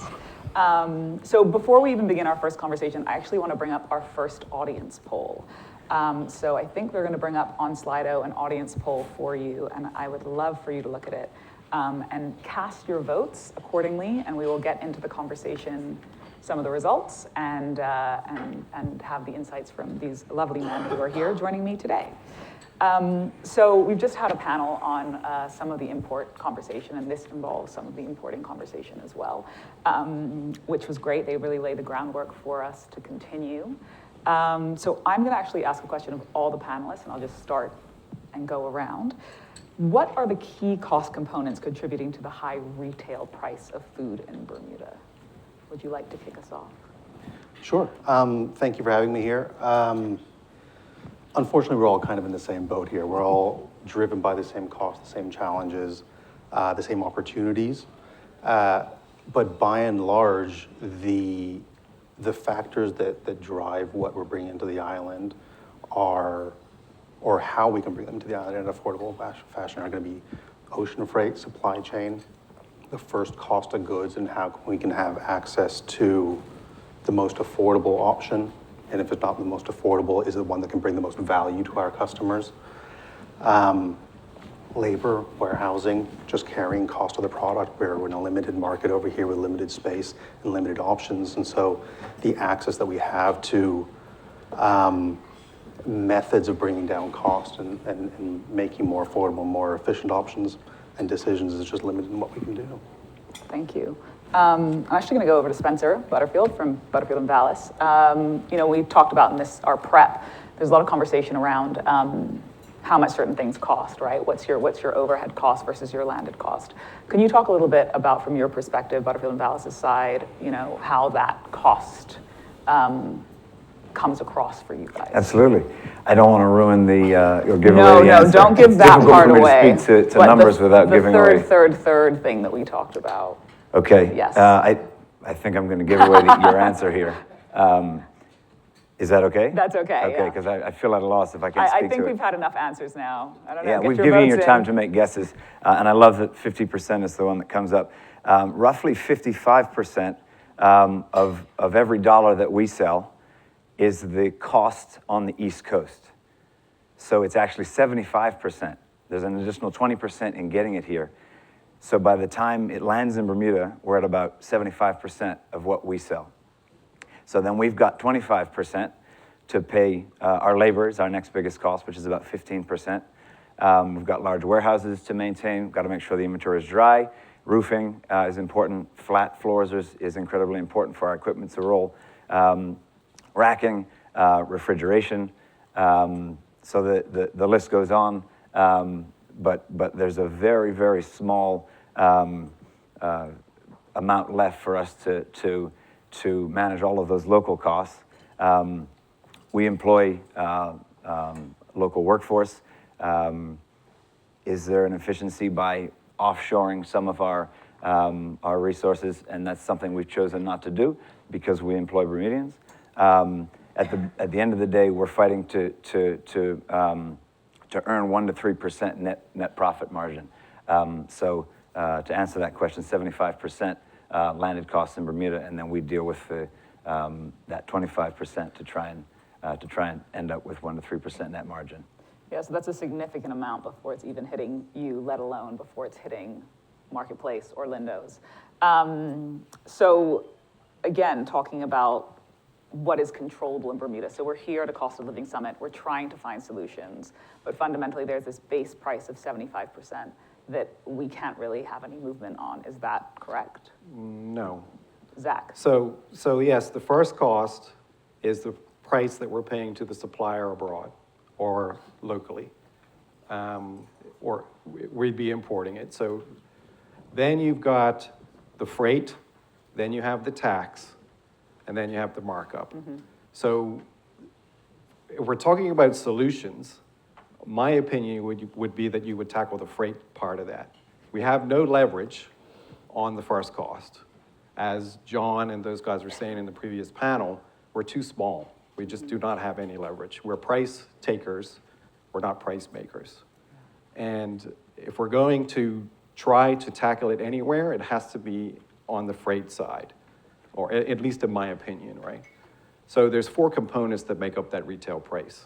You've got the first cost, you've got the freight, you've got the tax, then you have my markup. And as Spencer was saying, built into that markup are all of the indirect expenses that go toward running the business. Top one is labor, bank fees, credit card fees, especially if you're in retail. They're taking a percentage of every card that we swipe. Labor, electricity, insurance. It's a massive list of expenses that markup now has to cover. And like Spencer said, we're dealing in very small percentages in profit, right? And I think that is the challenge. So where are we going to attack as a solution? I think for me, it would be trying to subsidize that freight somehow. Okay. Finding a solution there. Thank you. I'm going to move to Marketplace.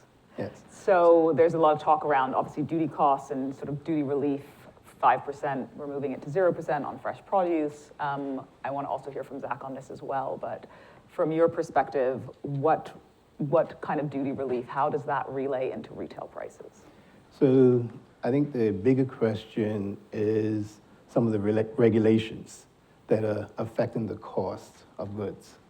So for example, we know that Bermuda's economy is tied very closely to the US. And that in being tied to the US, since COVID, the US prices have gone up domestically 28%. So as Zach mentioned, that we have to pay the first cost from our suppliers. We have no control over that. We do not have economies of scales in order to get US prices down from our suppliers. 75% of the goods that we purchase in Bermuda, we purchase from local wholesalers, from the Butterfield Vallis, BGA, Dunklers, Viking. Those are 4 main wholesalers that we purchase from. So when we look at the duty relief, and there was that conversation that grocery stores did not pass that duty relief on to the customers. I use the example of navel oranges. So navel oranges, they were at 5%, the duty relief went to 0%. When we work out the 5% duty relief on 1 orange, that turns out to be a cost reduction of 3 cents. prices in the US are going up 20%. So as the prices in the US are going up, the duty relief of 5% or 3 cents quickly eroded with shipping costs, trucking costs all going up. So we end up with a net zero effect. Also, with the duty relief, if we're buying 75% of our product from wholesalers, we have to see the cost saving come from the duty relief that the wholesalers are getting passed on to the grocery store so that then we can pass it on to the customers. There is a chain effect. And without collaboration between all parties, and in all parties we're talking about the shipping industry, government, retailers, wholesalers, it's going to be challenging to get prices down. We also have a lot of regulation that is in effect. For example, Mr. Scott, who was on the previous panel, talked about us getting produce from the Caribbean. Right now, the Bermuda regulation is that there is no produce imported from Florida or from the Caribbean. So to reserve land in the Caribbean countries to import produce when we are not allowed to. So there's regulations that need to be addressed, things that need to be explored. I would love to be able to have Haitian mangoes in Bermuda. That's my favorite mango. But based on the current regulation, they cannot be imported to Bermuda. All mangoes have to be heat treated, so it limits where you can purchase them from. And they have to stay in the box that says heat treated. If, on occasion, one of our merchandisers decides to change the display, we get a call. Bananas, I could go on and on bananas. But I'll give you one other example. So I brought a lemon with me today. So on this lemon, there's a sticker. That sticker is so the Department of Natural Resources can track this lemon to make sure it doesn't come from Florida, because we have an embargo on any items from Florida. So, as was mentioned, lemons, a lot of the produce has come from Florida, it's transported over. If we could get a regulation so that we don't have to have stickered fruit, and we can, this is called an extra fancy lemon, comes with a cost to get the sticker on it. If we could get these stickers removed and allowed to bring in unstickered citrus, this will cost between 15 and 20% less. And that would reduce the price from $1.09 to 89 cents overnight. Thank you for sharing that, because I think what we're really focused on here at this Cost of Living Summit is solutions. Now, of course, I'm not an expert in environmental and natural resources. I am not the person to be able to say what's safe and what's not safe, but I think fundamentally what you're saying is there needs to be an assessment on whether the risk and reward, whether protecting our natural environment, are we going too far or are we going just far enough? And perhaps that's something that then the government can look at in terms of very specifically having a direct result to lowering food costs, because we do need to protect our natural environment. But I know that in our prep call, Spencer, you talked about like the burden as well on inspection and your truckers and all of the rest. Can you talk a little bit more, just a little bit about Sure, that was specific to bananas, and the topic has come up. Everyone eats bananas, and you'll recognize the quality of banana isn't what it once was. We were in the banana business, large volume, and each box, each case was mandatory to be inspected, taken to the botanical gardens, so unloaded from a container, put on a truck, multiple staff to go and unload that, to have it inspected and support the inspection process, and then load it back on the truck before we're able to take it to customers. It was onerous on our team. The cost was too high. We weren't comfortable selling them, and we got out of the business. Right. So, as you say, there is responsibility, and policy needs to be in place. But is it, in my opinion, that one is a little heavy-handed, and as a result, the bananas in Bermuda are the quality that they are. Thank you. Speaking still about these overall costs, what role does purchasing power, I'm going to ask you, Aaron, about what does this play in shaping the food costs in Bermuda? It's huge. As Mr. Hassel pointed out earlier, we just don't have the demand which allows us to work our way into more affordable purchasing brackets. We just don't have it. Part of that is probably our own fault. We are so close to the United States that come long weekend, we take a flight out to New York, and the first thing we do is we head to Target and Walmart, and we do our shopping, right? And we see all these brands on the shelves, and when we come back, we expect to see the same brands. And what happens then is that, I think it was Carl that said it earlier, we are driven by the demand of our customers. So if you want to have 4 different types of mayonnaise on the shelf, we'll bring you 4 different types of mayonnaise. But the demand for mayonnaise is finite. It is 100 boxes spread out over 4. If we can change the way that we are purchasing, the way that we at home manage our demand and manage our expectations for products, we could then maybe move into different categories, different brands, white label, private label products, which are sometimes manufactured by the same large manufacturers that we already purchase from, but that don't have the marketing associated to it, to move into that bracket pricing, which is more affordable. But we have to manage our expectations then. Is Hellmann's the best mayonnaise? I think it is.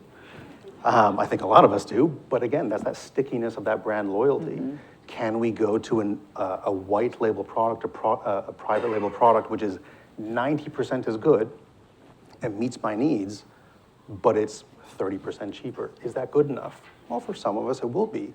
And we'll make that conscious decision to move to that different product. But for a lot of us, that's what my mom gave me. It's the best in the world. I'm never going to change. So one of the things that we found, just to round it out, is that when we're looking at alternatives to items currently in the market, we found that the public's willingness to convert to a new brand only started to become visible and apparent when we're about 30% cheaper than current established big brand names. So 30% cheaper, we start to see a movement of demand. Unfortunately, we are creatures of habit. So we'll see this demand spike in product, we'll get all excited, we'll bring all this product in, and then we go into our bad habits, we go back to our established brands, and you know what? The price is the price, and I'm gonna pay it because it's just an assumed cost of my living. So then that goes, I want to talk to Zach about that actually, because in COVID, obviously we were quite limited sometimes with our choices. So can you speak a little bit about brand preferences? Yeah, sure. A lot of the brand names were not available in COVID. So we had to go out and find alternative brands. And a lot of them were the generic style of brands. So we did fill the shelf with those brands. But as soon as the brand names came back, even though they were more expensive, if the consumer's not buying them, it's very difficult to keep it on the shelf. You know, we don't want to bring product in to throw it out. So that is one of the challenges, even with, you know, it's the consumers who are deciding what we put on the shelf and what they are willing to buy. So if you want to buy a generic brand, you tell me, we get it in, continue to buy it. It'll continue to show up on the shelf. And I think that's one of the challenges is people in Bermuda are very brand conscious. So, and that is, you know, that's a strategy on the part of, you know, a store and their whatever. Vernon might do something different than we do, but we target the brands specifically because we know that that's what Bermudians want, right? So, and we know from when we do offer those other brands, it's very difficult because we end up sending it off somewhere else. Then I have a follow-up question for that because there's a question that came out from, I think, the data research, and it was about, you know, do you as stores base your pricing strategy on the popularity of a product? No. So it's formula driven, right? So the landed cost is what is going to determine what that price is, in addition to my markup. So each department has a specific markup based on the expenses that that department incurs. So if it's a grocery item, it's less markup than if it's a chill item. If it's a butcher item, there's more labor, there's chill, there's, you know, you got to keep the stuff cold, all of that. All of that's built into the markup for the meat department and so forth for the produce department. So when I get an item, this is the landed cost, it gets inserted into the database, and the software works out the landed cost, or works out the retail price based on the parameters that we have set for that group of items. So it's the entire department, grocery, produce is one markup, and the meat department is another markup. It's all set up, and that's not swinging, that's not changing. It's staying there no matter what happens to that landed cost. So it really is the landed cost that determines what the price is going to be in the end. Thank you. I'm just going to go to Spencer quickly. I know you had I had a quick one circling back to what we have on the island. When we have, when our suppliers come and visit us, and they generally manage the Caribbean region, they're astonished at the amount of variety that we have on the shelves in Bermuda.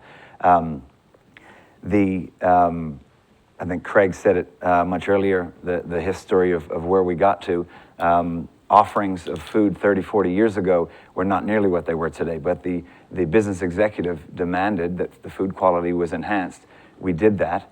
And so the standard of living that is offered, I'm not saying it's available to everyone because of the socioeconomic imbalance, but the standard of living that is available comes at a great cost. And so that's the cost that we're bearing today. I'm actually going to go to Phil Barnett from Island Restaurant Group quickly. Yeah, no, it's really interesting because I hear a lot about brands and the importance of brands on the shelf, but the reality is when you go to a restaurant and the food comes out, nobody cares whether it's Hellman's or whether it's Best of Bermuda, as long as it tastes fantastic and it's really good quality. So we have an opportunity in restaurants to buy white label products, to buy non-label products, and the suppliers are going to hate me saying this, but you know, I don't want to say beef is beef, but a certain grade of beef is the same, similar, you know, across different purchasers. So guess what we in the restaurant industry do? We go with the most aggressive pricing, and we go with there's service and supply, and there's other reasons in order to keep our prices down, because we know that competitively, we are actually up against the grocery stores. The next choice after, and we're not only are we competing against each other because the stickiness of our clientele is pretty tenuous. You know, if someone wants to have a meal, they can go to one of the 79, you know, sit-down restaurants in Bermuda. Whereas, you know, if you're really going to go to Marketplace or Lindo's or maybe Arnold's if you're shopping. We have to be so much more competitive, which is why in our industry, I call it the industry of thirds. A third goes to the cost of your goods sold, a third goes to your cost of labor, and then a third goes to your, you know, overhead costs, which include rents and Belco and everything else. And you know, I keep on, you know, explaining to people, I would love, you know, because everybody looks at us as you're the problem. Restaurants are the problem, why everybody in Bermuda is underpaid, and why we have this, you know, struggling level of our socioeconomic society. And I would love to pay, you know, all of our staff, but none of you want to pay $50 for a hamburger. So until you're willing to pay $50 for a hamburger, we have to continue charging $25 for a hamburger to be competitive to all the other restaurants that are out there, which means that we can only pay a third of that to our staff. So it's all market driven. And I wish we had more control over it, and all we can do is make the process and the operation as efficient and as excellent as possible to drive more business in through our doors as compared to our competitors' doors. I do want to keep going, but I also do want to give the audience some chances with their questions. So we can come back, keep your thought. You know, there's a couple questions here that are quite similar. You know, price of new generic items come in low, yet they increase and are the same as name brands. Why is that? And then there was another question similarly about generic versus brand preferences. How do you actually determine the brand preference of consumers in Bermuda? Are there surveys of the customers? Would you like to take this? So we are able to determine what our customer preference is by running sales movement reports. That will basically tell us, is there preference for Hellman's mayonnaise over our Berlin Basket brand, over Bermuda's Best, over Kraft? And unfortunately, without a doubt, the more expensive Hellman's mayonnaise wins every year over the last 20 years I've been at Marketplace. To try and change that preference is challenging. We know that Hellman's mayonnaise right now in our shops are $9.99. Berlin Basket, $7.99. you would think that individuals would say that, cost of living, pricing. Let's look at some of the differential products that Marketplace offers to give individuals choices at lower cost. Quality similar or the same, because we also know that Building Basket, they don't manufacture anything. As was mentioned, private labeled items are sometimes made in the same manufacturing location as name brand items. But name brand items, they have the advertising force behind them to push their items and on social media, television, markets, which is why they will now cost more. We also offer lower price items in our dollar stores, bulk buy items in our price right stores to give customers choice. The main thing is to give customers choice at various price points so that they can experience the savings. And as Zach mentioned earlier, oftentimes they don't pick up their choice. They go for the higher priced items. And just to go to the restaurant group, it was mentioned that they're in a highly competitive market. Grocery stores are as well. Zach's looking at my prices, I'm looking at his. I'm looking at the price of the gas stations because they also sell groceries. I'm looking at the prices in pharmacies because now they sell groceries.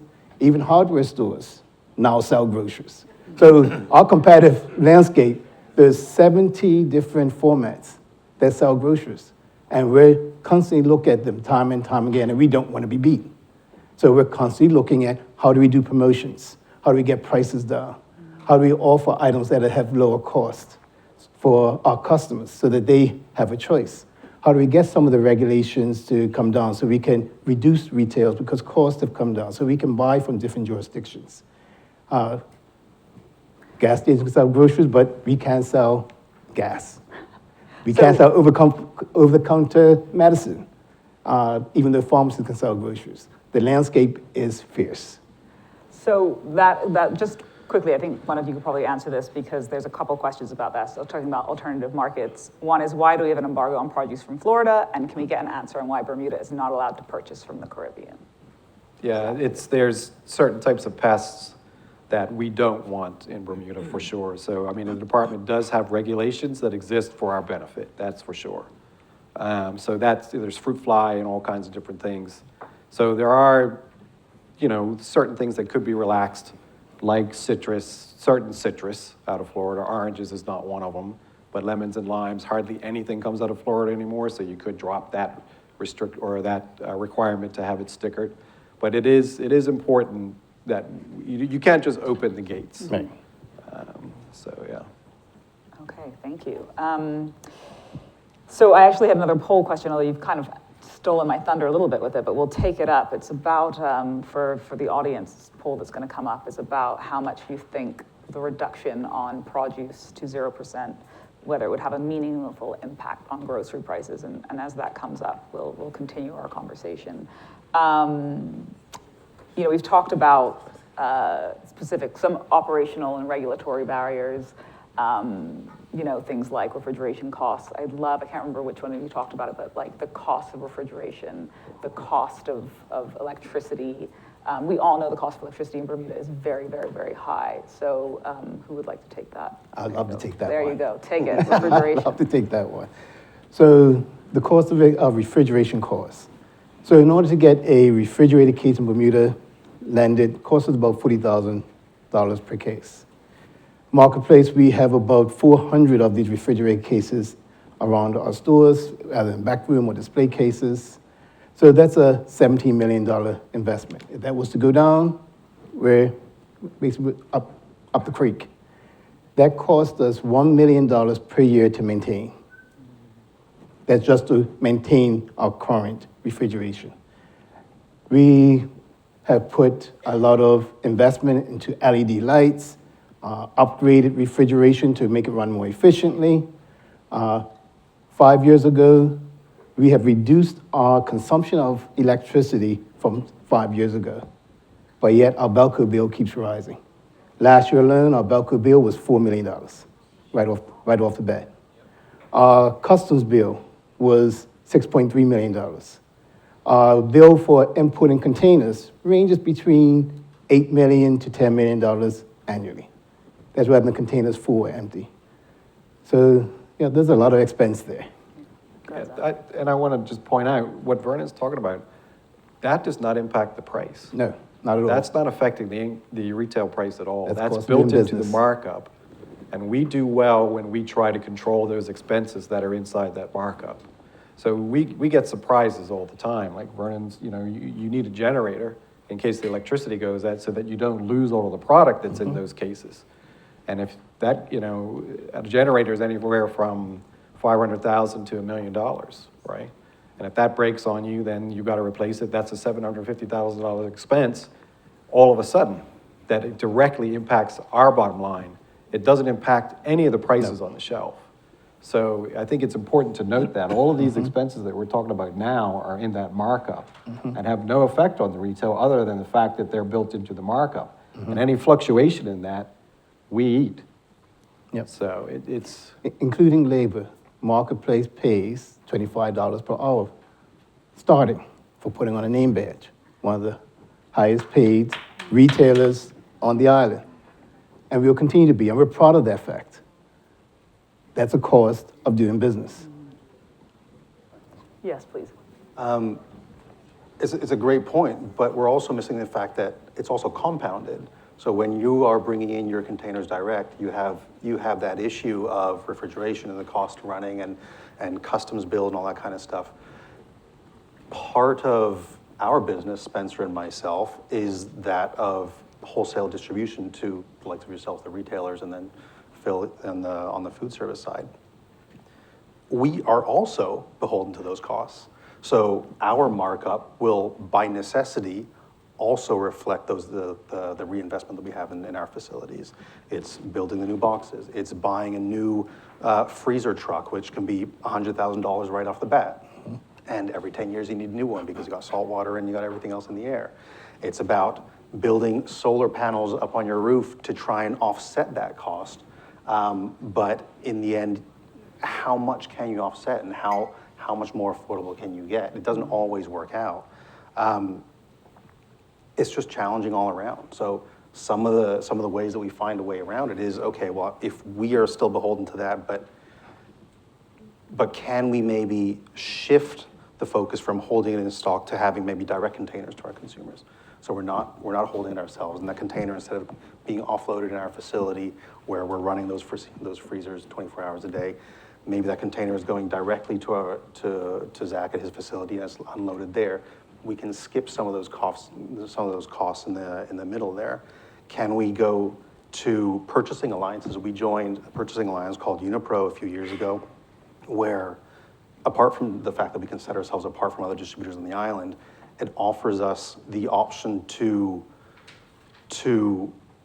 have access to the combined purchasing power of literally hundreds of distributors, where we can utilize that to find efficiencies in logistics on the domestic side so that we can offset some of those costs, those carrying costs, because the reinvestment in material and everything is happening on the state side.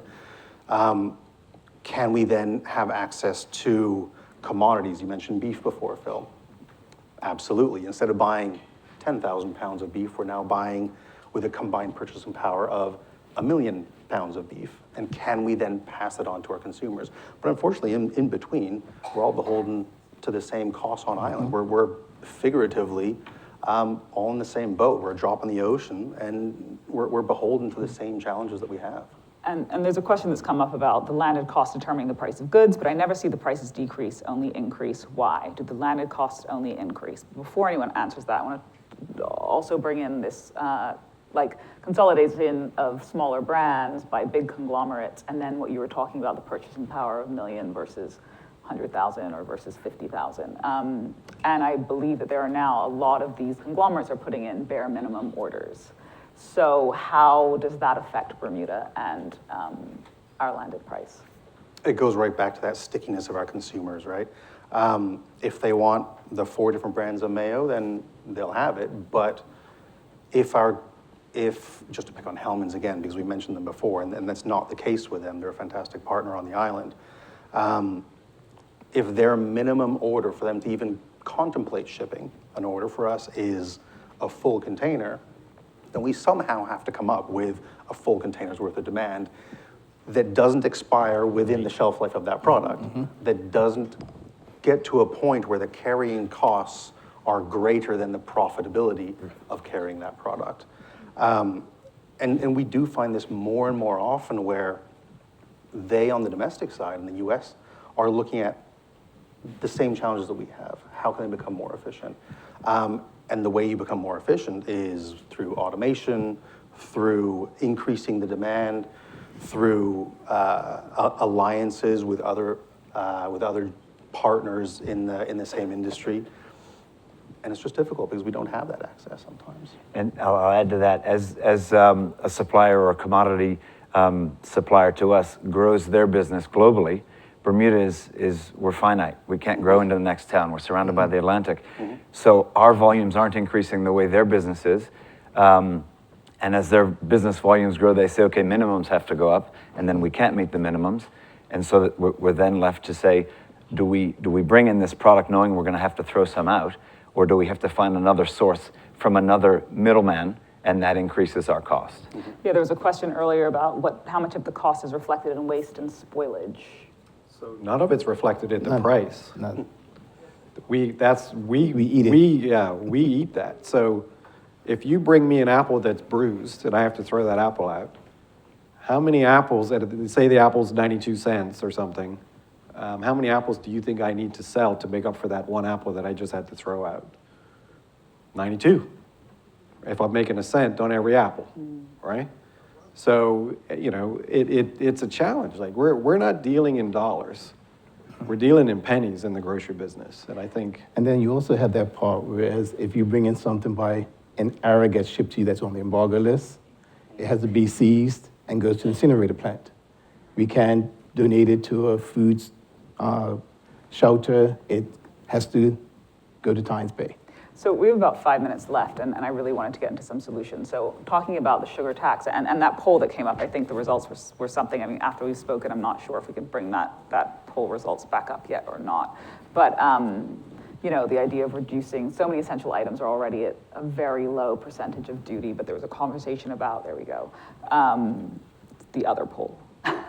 There was a conversation about the sugar tax, right? And how much sugary items, chocolate bars cost in comparison to something healthy. What is your view on the sugar tax? And So I'm not a fan of the sugar tax at all. I don't think the tax system was unfair prior to the sugar tax. And I think the adjustments that were made 2 years ago or a year ago did help. However, it is, 75% is a large amount. And I'm not even sure that it started to drive consumer behavior. But that aside, does it affect the price if we are granted duty relief? Yes, it will, but it's minimal, right? So when you're talking about cents, or an item that costs cents, that is 5% of the cost of that item is very slim. And as Vernon was saying, the impact is almost negligible when you look at it.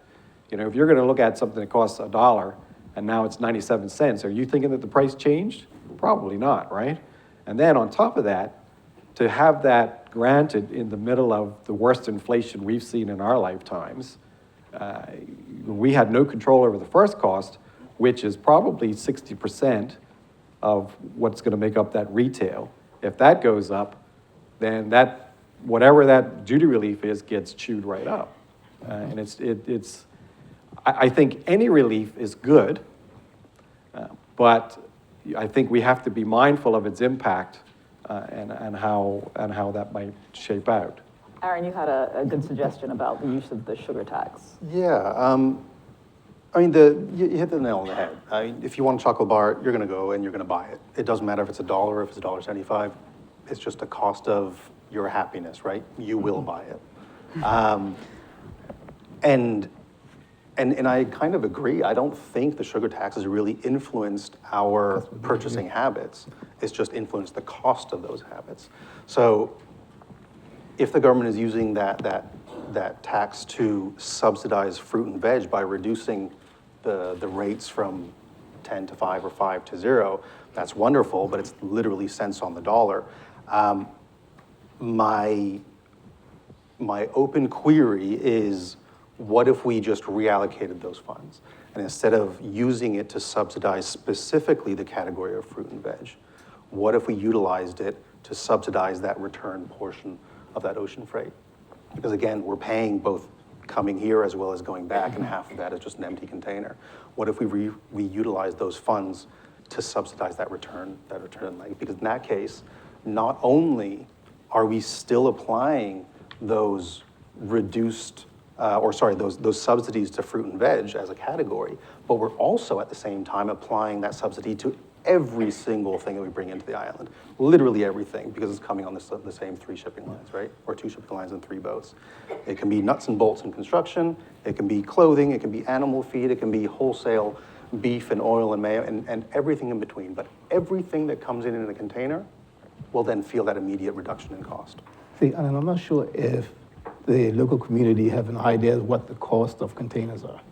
So there's a difference between the dry cost and the freezer cost. So a dry container, we're looking at over $4,000 per container. Refrigerated container, over $5,000. Containers from the UK, over $8,000. Refrigerated container from the UK, over $9,000. And then we will hear about using air freight.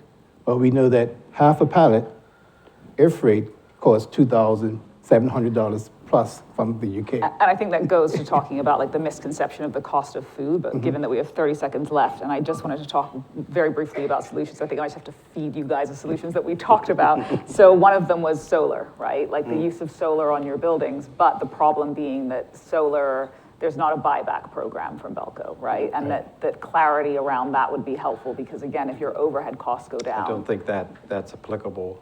We have solar at Devonshire, right? So, and we have a massive solar array in terms of solar arrays. And we only generate maybe a third of what the electricity is that's required to run the shop at the highest point of production. So you would need a massive solar array to get to the point where you're actually selling power to Belco. Again, that is something that affects our bottom line. It doesn't necessarily affect the retail price. So we're always trying to massage those expenses that are built into the markup to make a little money, right? So it's a challenge. You know, we're always sort of trying our best to find a way to save costs built into that markup. And sometimes we're successful, and other times we're not. But in the grocery industry, basically, if you're making 1% to 3% at the end of the year, you've done really well. So given that we're now over time, sorry, ladies and gents, I'm just going to recap some of the discussion that we had around solutions. So a subsidy for the return leg of freight, which could help actually legitimately reduce. And I did give you a dream scenario. If the government had limitless funds, you know, to spend on something like this, what would that be? And it would be a subsidy on the return freight. Education, public education around brand choices is also one. So government-run campaign to explain the use of generic items, like less branded items, and then balancing the risk and reward in the inspection process and potentially opening up the market depending on what Department of Environment and National Environment Resources can sort of change potentially some of their systems if the government had limitless money. But we're talking about solutions, and we may as well throw everything out. But as you're saying, that the refrigeration expenses are just so high that even the level of solar wouldn't necessarily expand over. Well, thank you so much, gents. I really appreciate you being here today. Thank you, everyone, for having us. Thank you. Thank you very much.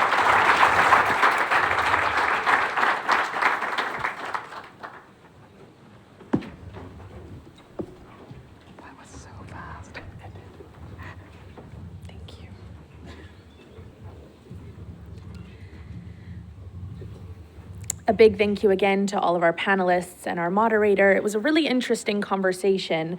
And I think we can all appreciate the interconnectedness of that journey from farm to fork. And also just looking at the connections between what we heard from Dr. Smith this morning about public perception and how that then relates to brand consciousness. So very interesting discussion and conversation.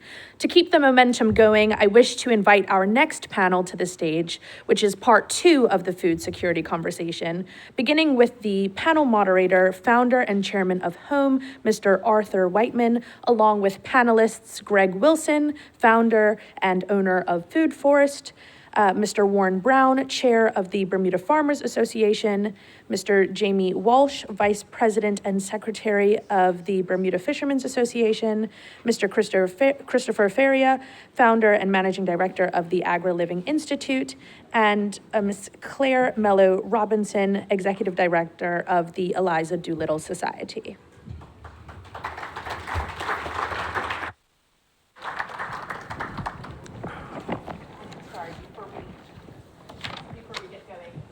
So like to welcome the Honorable Joshe Adams, JPMP, Minister of Public Works and Environment.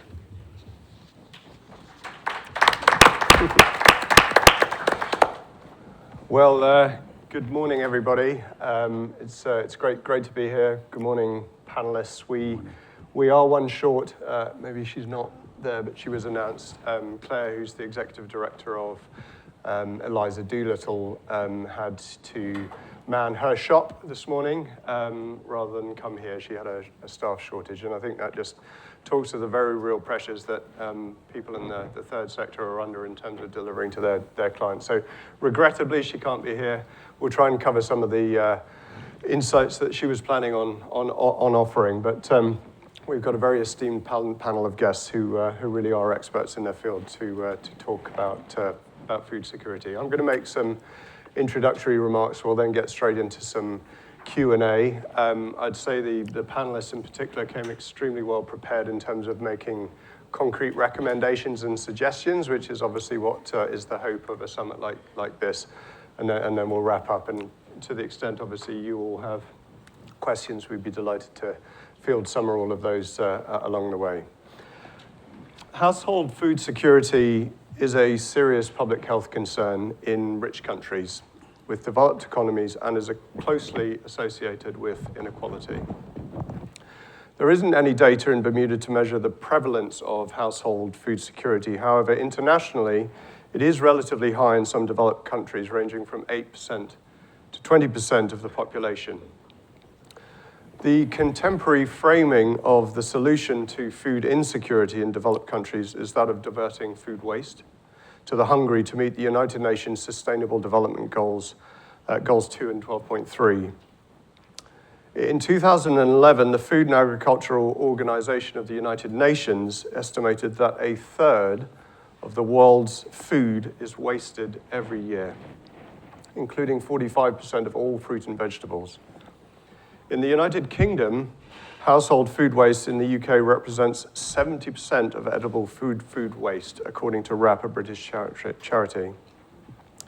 Food banks, which is where Claire is right now, play a crucial role in reducing food waste by rescuing surplus food and redirecting it to people in need instead of letting it end up in landfills. We will talk more about that today. Yet, although providing food assistance to those who are hungry is a critical strategy, it is also important to focus on the remaining role of public policy in tackling the social determinants of food insecurity. Food insecurity, roughly described as the state of lacking reliable access to sufficient quantities of affordable, nutritious food, is significantly impacted by the social determinants of health. These factors, which shape the conditions in which people live, work, and age, include economic stability, education, healthcare access, neighborhood and built environment, and social and community context. So I think it's important as we frame this discussion that we look beyond simply the price of food. It's actually food insecurity is created through a number of things and primarily driven by the social determinants of health. For example, from a purely economic standpoint, The Nonprofit Alliance of Bermuda cited a poverty rate of between 17% and 33% of the population. 17 to 33. Home, hi Denise. The charity reported 1,101 people experiencing homelessness at the end of 2024. The cost of living crisis, which is what this conference is focused on, relative to housing or access to affordable healthcare, are just two examples directly impacting food security that are not related to price, social determinants of health. So perversely, trying to make food cheaper may not, in fact, be the optimum solution to food insecurity. It certainly might help on the margins. There's no disputing that. But in order for people to be food secure, Bermuda residents need a sustainable supply of nutritious food that is accessible to all. In fact, the most importantly, the economic consideration may be less grounded in how cheap food is, or how cheap food can become, and much more to do with the costs that are avoided when food insecurity doesn't anymore exist. For example, in the United States, it was estimated that in 2011, so some time ago, but 2011, associated costs of food insecurity were $165 billion and related to lost productivity, public education expenses, avoidable healthcare costs, and costs to charities to keep people fed. Today, we will discuss food security in four broad areas. Firstly, the physical availability of food. For example, with almost all of Bermuda's food coming in by boat or plane, what is the opportunity to impact that dependence on imports through local production? Secondly, the economic access to food. For example, what sort of policy focus on incomes, expenditures, markets, and prices might be necessary to ensure access to food for all? Thirdly, our food utilization. For example, is sufficient energy and nutrient intake by individuals taking place today to give everybody the best possible chance of mitigating against the chronic health epidemic that Bermuda residents are experiencing? And finally, relative to all of those three things, sustainability. So can these factors, or addressing these factors, be addressed, guaranteed and addressed over the long term? So some opening remarks, but I think we'll just get straight into our questions. I'll frame the discussion relative to those four topics, as I mentioned. So let's start with food production. I'm going to ask it for all of you. What are the biggest constraints currently limiting local food production in Bermuda? So. One of the biggest constraints is land mass. We went from, in 1980, over 3,000 acres of arable land to now, I think, maybe 600 acres. So that's a huge reduction in our ability to even produce food. So that is my opinion and one of the most important concerns. Thank you. All right. It's complicated, but we have we have 750 acres of land technically available. We're farming about 350 of those. Much of the land that is remaining that is not being farmed commercially is in small holdings, which doesn't fit tractors, and we don't have a thriving, a lot of those are in small lots. So land itself is not just the issue. I think what was on the board earlier, like make government land available, I don't think that's the panacea. That's not going to happen right away. It should happen, but it's a small amount of land. I think the biggest thing to make farming go forward would be I want to start, I'm going to talk for a few minutes here, but I've done some thinking about where we are in terms of our history a little bit. And just to frame the conversation, we had obviously a very huge impact on Bermuda. In the 1950s, 50% of the population was farming. In the early 1900s, 90% was fishing or farming. And the statistic in 1950 was twice as many people were fishing or farming that were in the United States. We're now down to less than 1%. So there's about 100 souls involved, round numbers, of people that farm. We don't produce much food.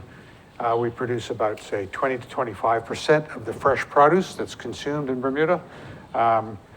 and obviously it's a small amount of the overall food production.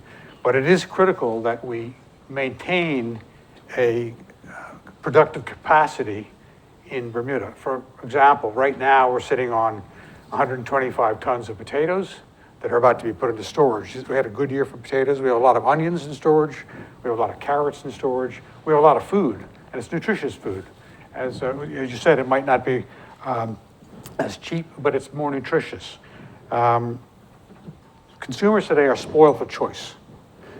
You go into a shop and you don't know, you've got different types of mangoes, not just mangoes. You've got, I mean, bananas are a different thing because there's a mealybug there that is restricting those to come in.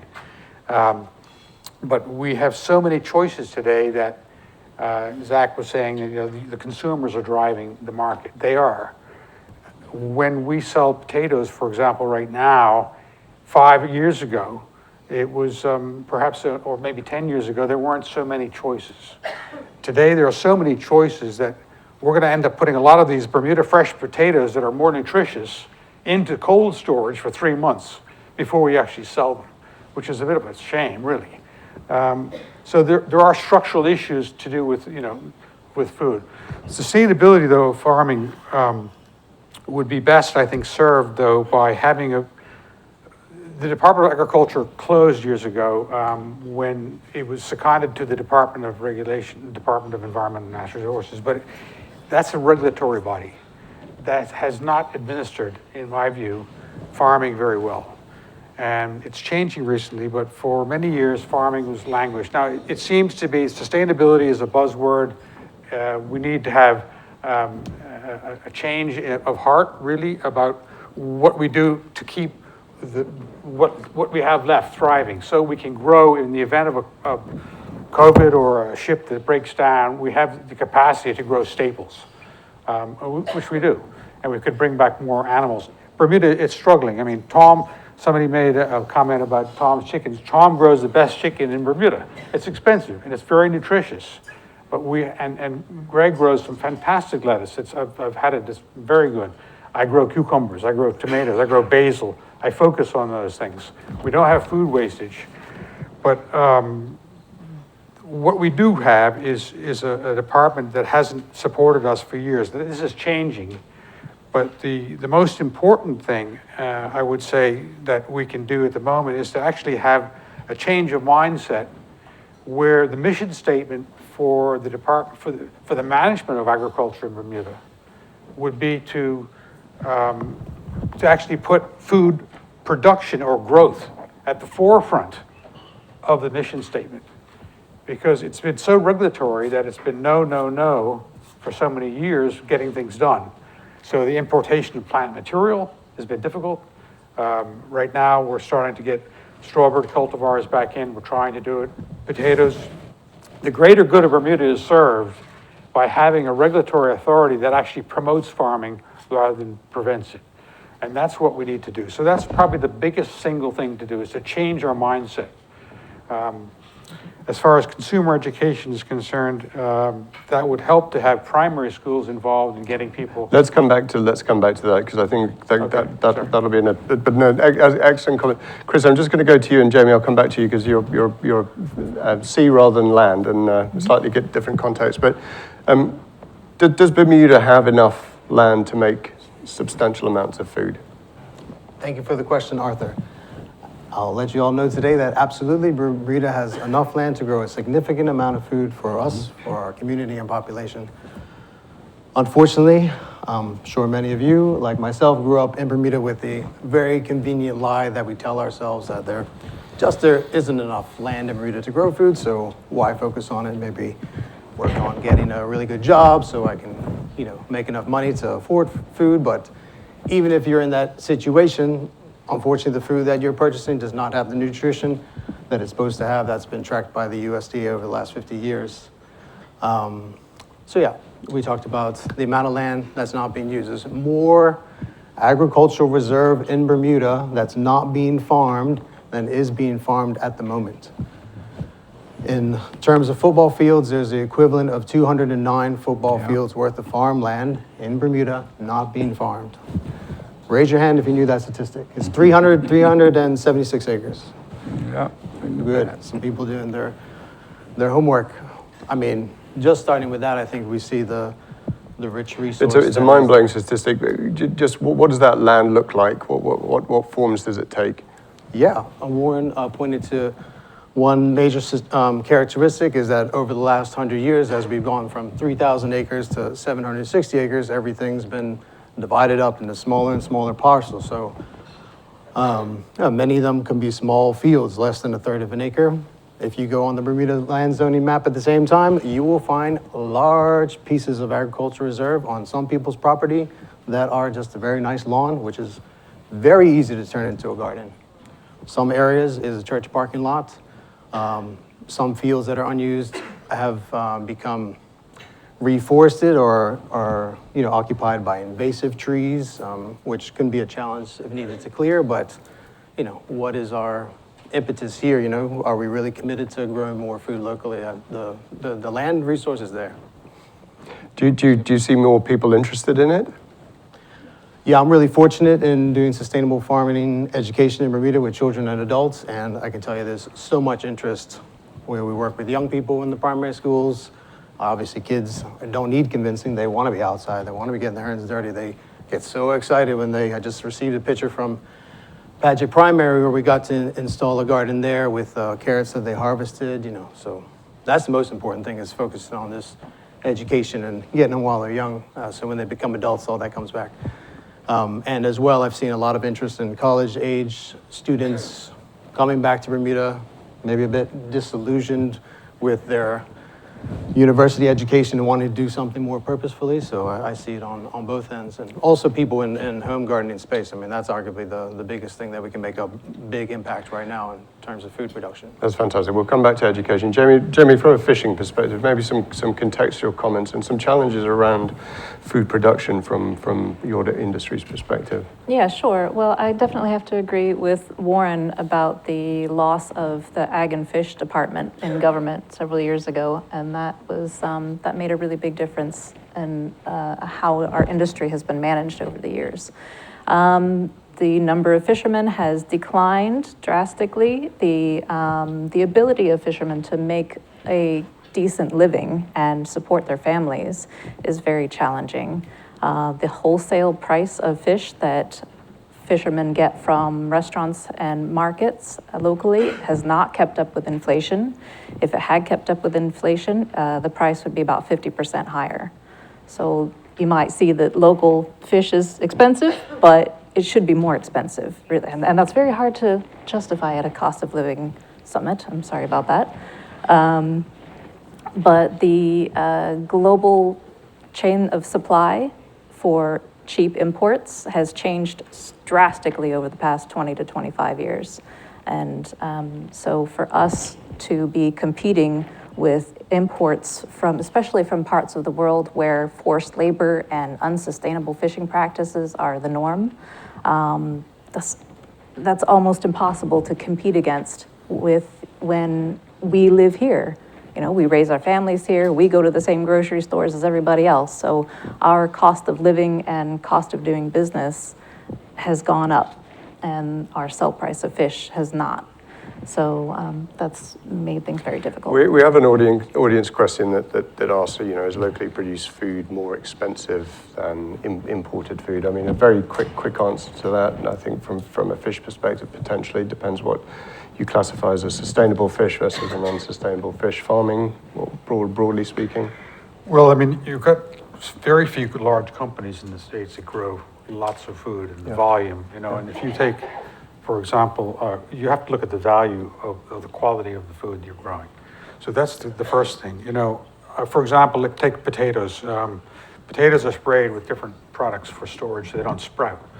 And, when you shop in the supermarket here, people want strawberries in January, want avocados in August. Everything, what they want is got to be good. It's got to look perfect. But when you look at a potato that's imported, possibly, you don't know whether it's got CIPC or whether it's got a different chemical on it called stadium. It's sprayed. You don't know whether O'Driscoll's blueberries have been sprayed with 15 types of pesticides that we don't use here. I mean, farmers use chemicals across the world. whether you use them organically, which are certified or not. But the quality is one thing. So if we grow in Bermuda, obviously you're bringing in seed, you're bringing in all the importation, fertilizer, there's a lot of irrigation equipment, there's a lot of inputs that we have to bring in on a weekly basis sometimes. And it's expensive to farm here, but again, it's fresh food. It's not any food miles on it, and it's sustainable in that respect. It's made for me. So thank you for that answer, because I think that's an important clarifier. We're going to come on to nutrition and the quality of the produce in a minute. But again, this may be controversial, possibly not. It's not controversial to me, certainly. We just heard in the last panel about how thin the margins are for food importers or food retailers, and how challenging it is based on how little control they have over the costs to influence any major changes in prices. Local farmers, local fishers have just said it's extremely difficult to be a farmer or a fisher person because of the costs. And so when we're thinking about cost of living and cost of living summit, we need to keep coming back to what are some of the other determinants in people's lives, the healthcare, the housing, the social determinants, because it's a very complex tapestry of considerations we need to be looking at in the context of overall lifestyle security. And I think particularly when it comes to food gets sacrificed at the end. You pay your rent if you can, you pay your electricity bill if you can, you pay your healthcare expenses if you can. What comes at the end of all of that is, do I have enough left to go to the grocery store or my local farmer and get some food to eat? So I think we've got to really contextualize this and be very careful about contextualizing it, because yes, we all think, crikey, we've been at the grocery store, we might have gone to a farm stand, we've got a bit of sticker shock, but that is the price. And affordability is actually much more of an important consideration, how we can create some of the leverage around affordability. So there we go. Thank you for that. Keep going, Greg. I just want to reiterate on the when it comes to food and producing food. If we adopt a regenerative system of farming, we no longer need imports. We don't have to bring in seed. We can save seed. We don't have to bring in pesticides, herbicides, or fungicides in this type of regenerative system. We have the natural resources right under our feet. We just have to better utilize them. Instead of creating mountains, we can turn this horticultural waste into a usable product that can produce food. It's bio-intensive. And so we have to move away from the chemical solutions that we've been for the last 50, 60 years and go back to a regenerative system where we're using biology to grow food. When we do this, we don't have the added expenses. So for instance, and I'll give you a perfect example. If you go to the marketplace or into the supermarkets and you buy a 5-ounce container of lettuce, it costs you $8.99, $9. It's 16 ounces in a pound, and that's going to cost you almost $30, $27. If you're buying 3 of them, paying $30 per pound for lettuce. When you have a system without having the is required, you can now produce that lettuce for $20 a pound. It's a 30% reduction in the cost of that particular item. And we could do that with just about everything if we change how we're growing. Reduce the imports. That makes us sustainable. Use what we have, and we have an abundance of it. And that way we're able to produce a lot more food in a smaller area. And also we have to change how we grow. We monocrop. You can drive across the island and you'll find acres of carrots and acres of potatoes and acres of corn. That, again, it's very difficult for the farmer because he's monocropping. You need to be able to, in order for it to be diversified, you have to have all that biological diversity. That means in 1 acre, instead of just growing an acre of corn, have 20 different varieties of fruits and vegetables. Then you build your resilience.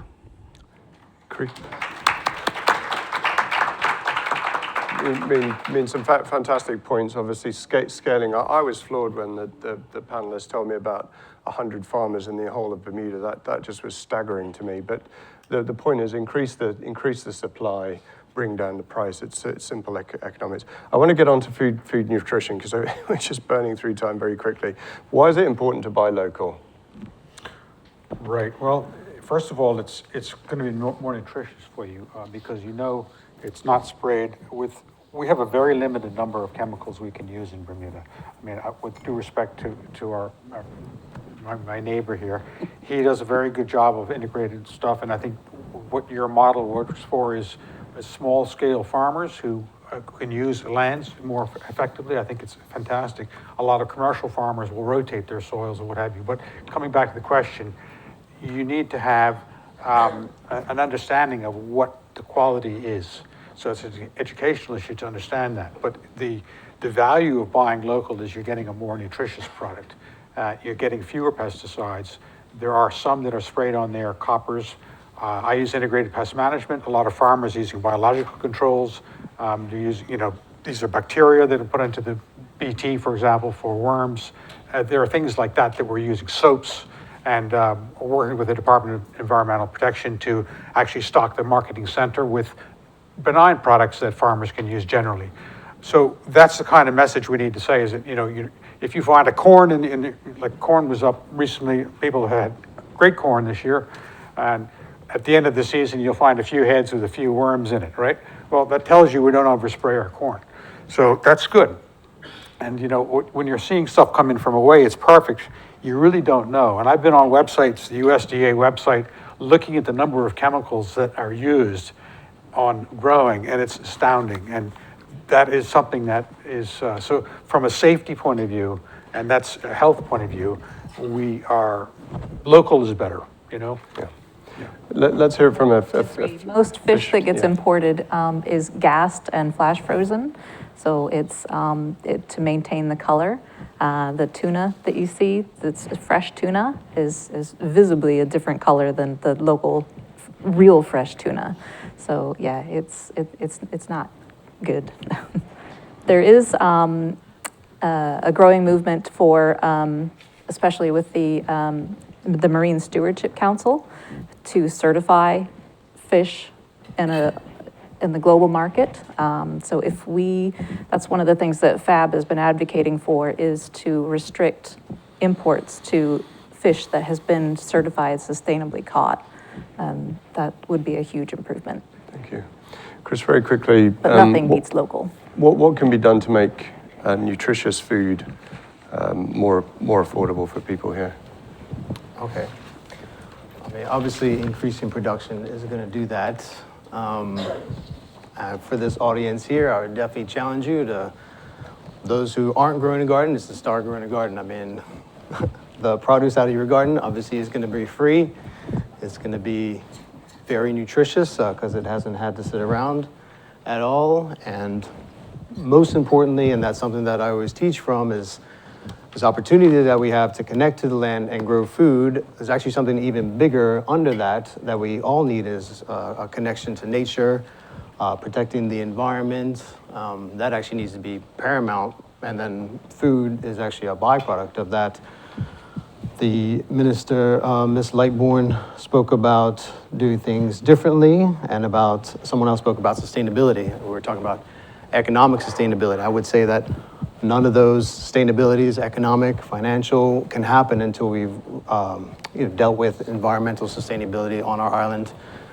We're talking about the loss of farmland. Think about the actual forest that we've lost in Bermuda over the last 400 years. We have less than 5% of any woodland, and if you think about native forest, that's even less.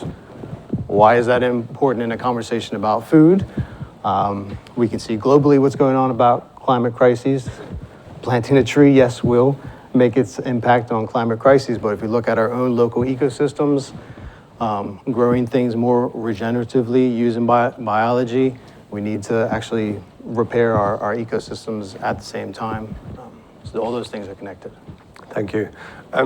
Economic access was another big topic I raised at the beginning. We've got 2 minutes. It says we've got 2 minutes. I'm going to sort of be cheeky and take more. But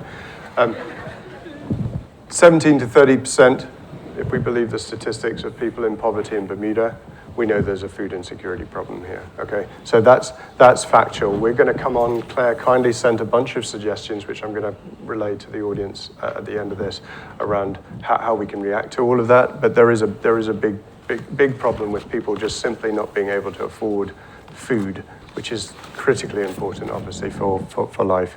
I'm going to ask one final question to the audience, and as I said, the panelists kindly provided a bunch of suggestions, which I'm going to go and whistle through as fast as I possibly can. But in the spirit of an event hosted by the government, what can the government do to help the farming community be successful and sustainable? Well, there are some low-hanging fruits that are, because I sit on the board of agriculture now, and there's also 4 of the farmers who are sitting on the board, and there seems to be a new impetus now towards progressing farming. These are things that are just, I'm going to say something very simple, feral chickens. I mean, everybody in Bermuda sees feral chickens. They are causing a huge amount of economic damage. They are taking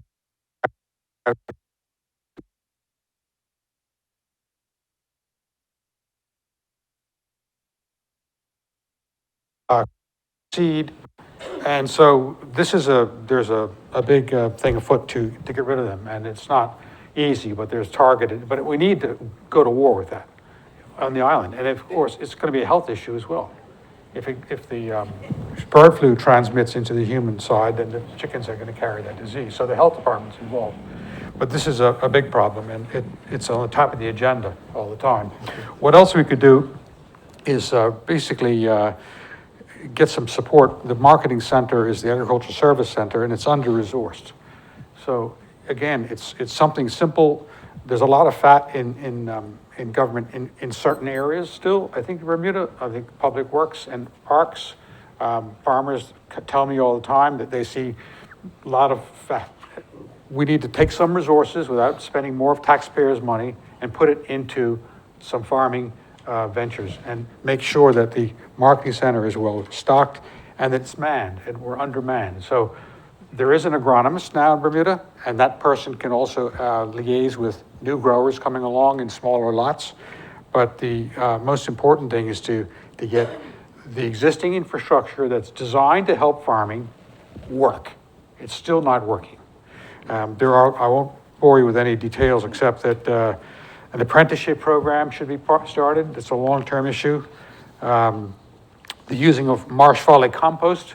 We actually had a meeting down there 2 weeks ago or 3 weeks ago where we actually looked at the quality of the compost, and we're trying to put in sifting machines so that material can be recycled island-wide for farming.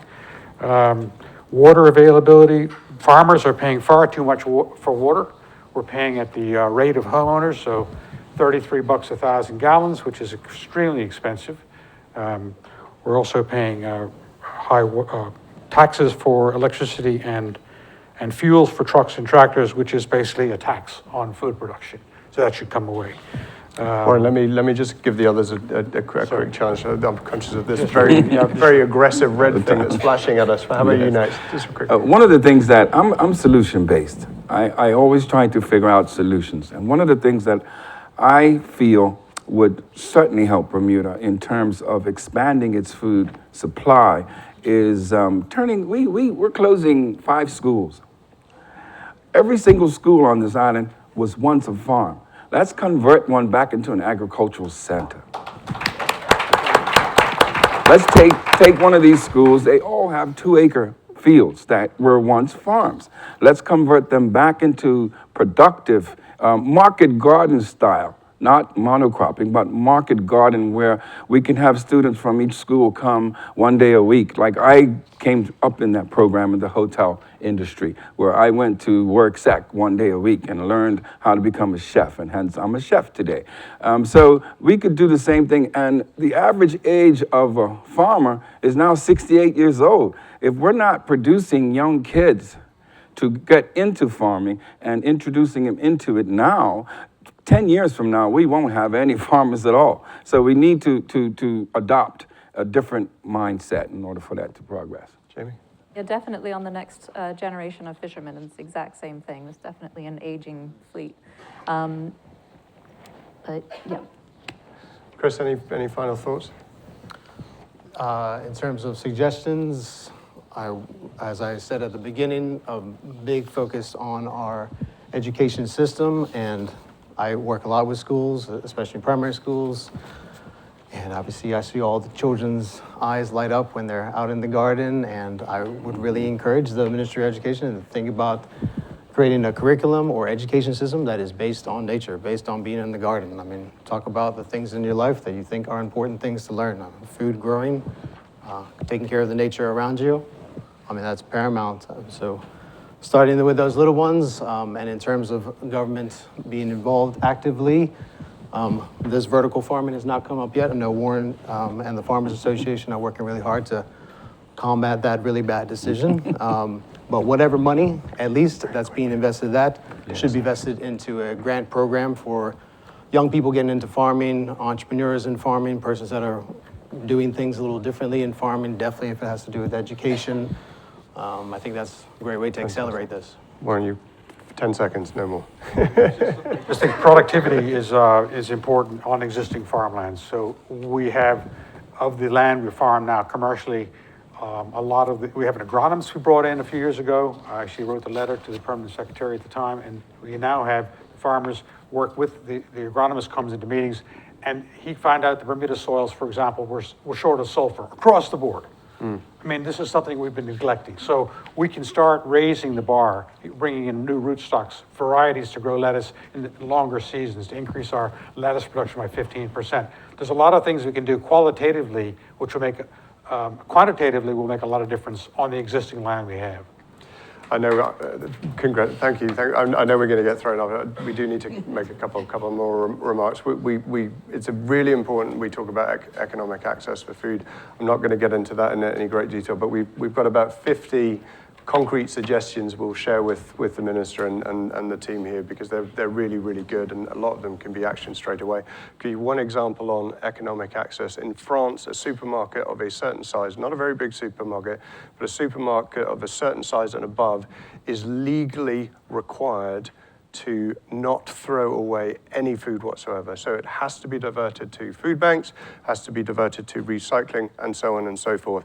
If you think about UK edibles, 70% being chucked out, that is crazy, particularly when you want to contextualize that by potentially 30% of the population today living in poverty. So I wish to thank the panel for their thoughtfulness, commitment to positive change. We barely scratched the surface, as you can tell, but I believe we've been able to show that there's some really amazing talent here in Bermuda that is capable and willing and wanting to drive change in this area. I want to call out the fishermen and the farmers, because this is a hard profession. They work hard. They create amazing foodstuffs that we should really be proud of locally. It's a very difficult career with very thin and very volatile margins, but having only 100 farmers or so in Bermuda, that's crazy. We need more. It's a great career. I think it's vitally important we take a minute to acknowledge the very significant numbers of people living in this country that can't afford a nutritious meal. This level of injustice is not sustainable, nor is it right, and we all must do better to ensure that every child or adult in this country is food secure. It's a complex issue, tangentially related, I believe, to the price of food. It's much more related to other factors, social determinants of health and so on. I do want to thank the minister. I want to thank the government for putting this event on. I think it's really, really important.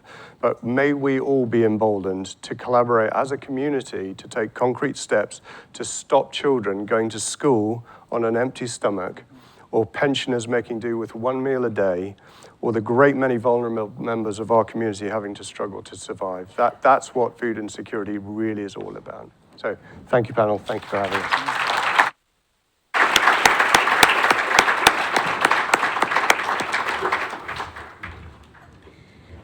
Thank you again for such an incredible and informative panel discussion with a lot of key takeaways that I hope we all champion collaboratively throughout the rest of the day, but also as we navigate our next steps in or post the summit. That concludes the first half of the Cost of Living Summit. So an informative morning. Please make sure that you continue these discussions as we go throughout lunch. We will reconvene at 1 p.m. Just a few notes for housekeeping.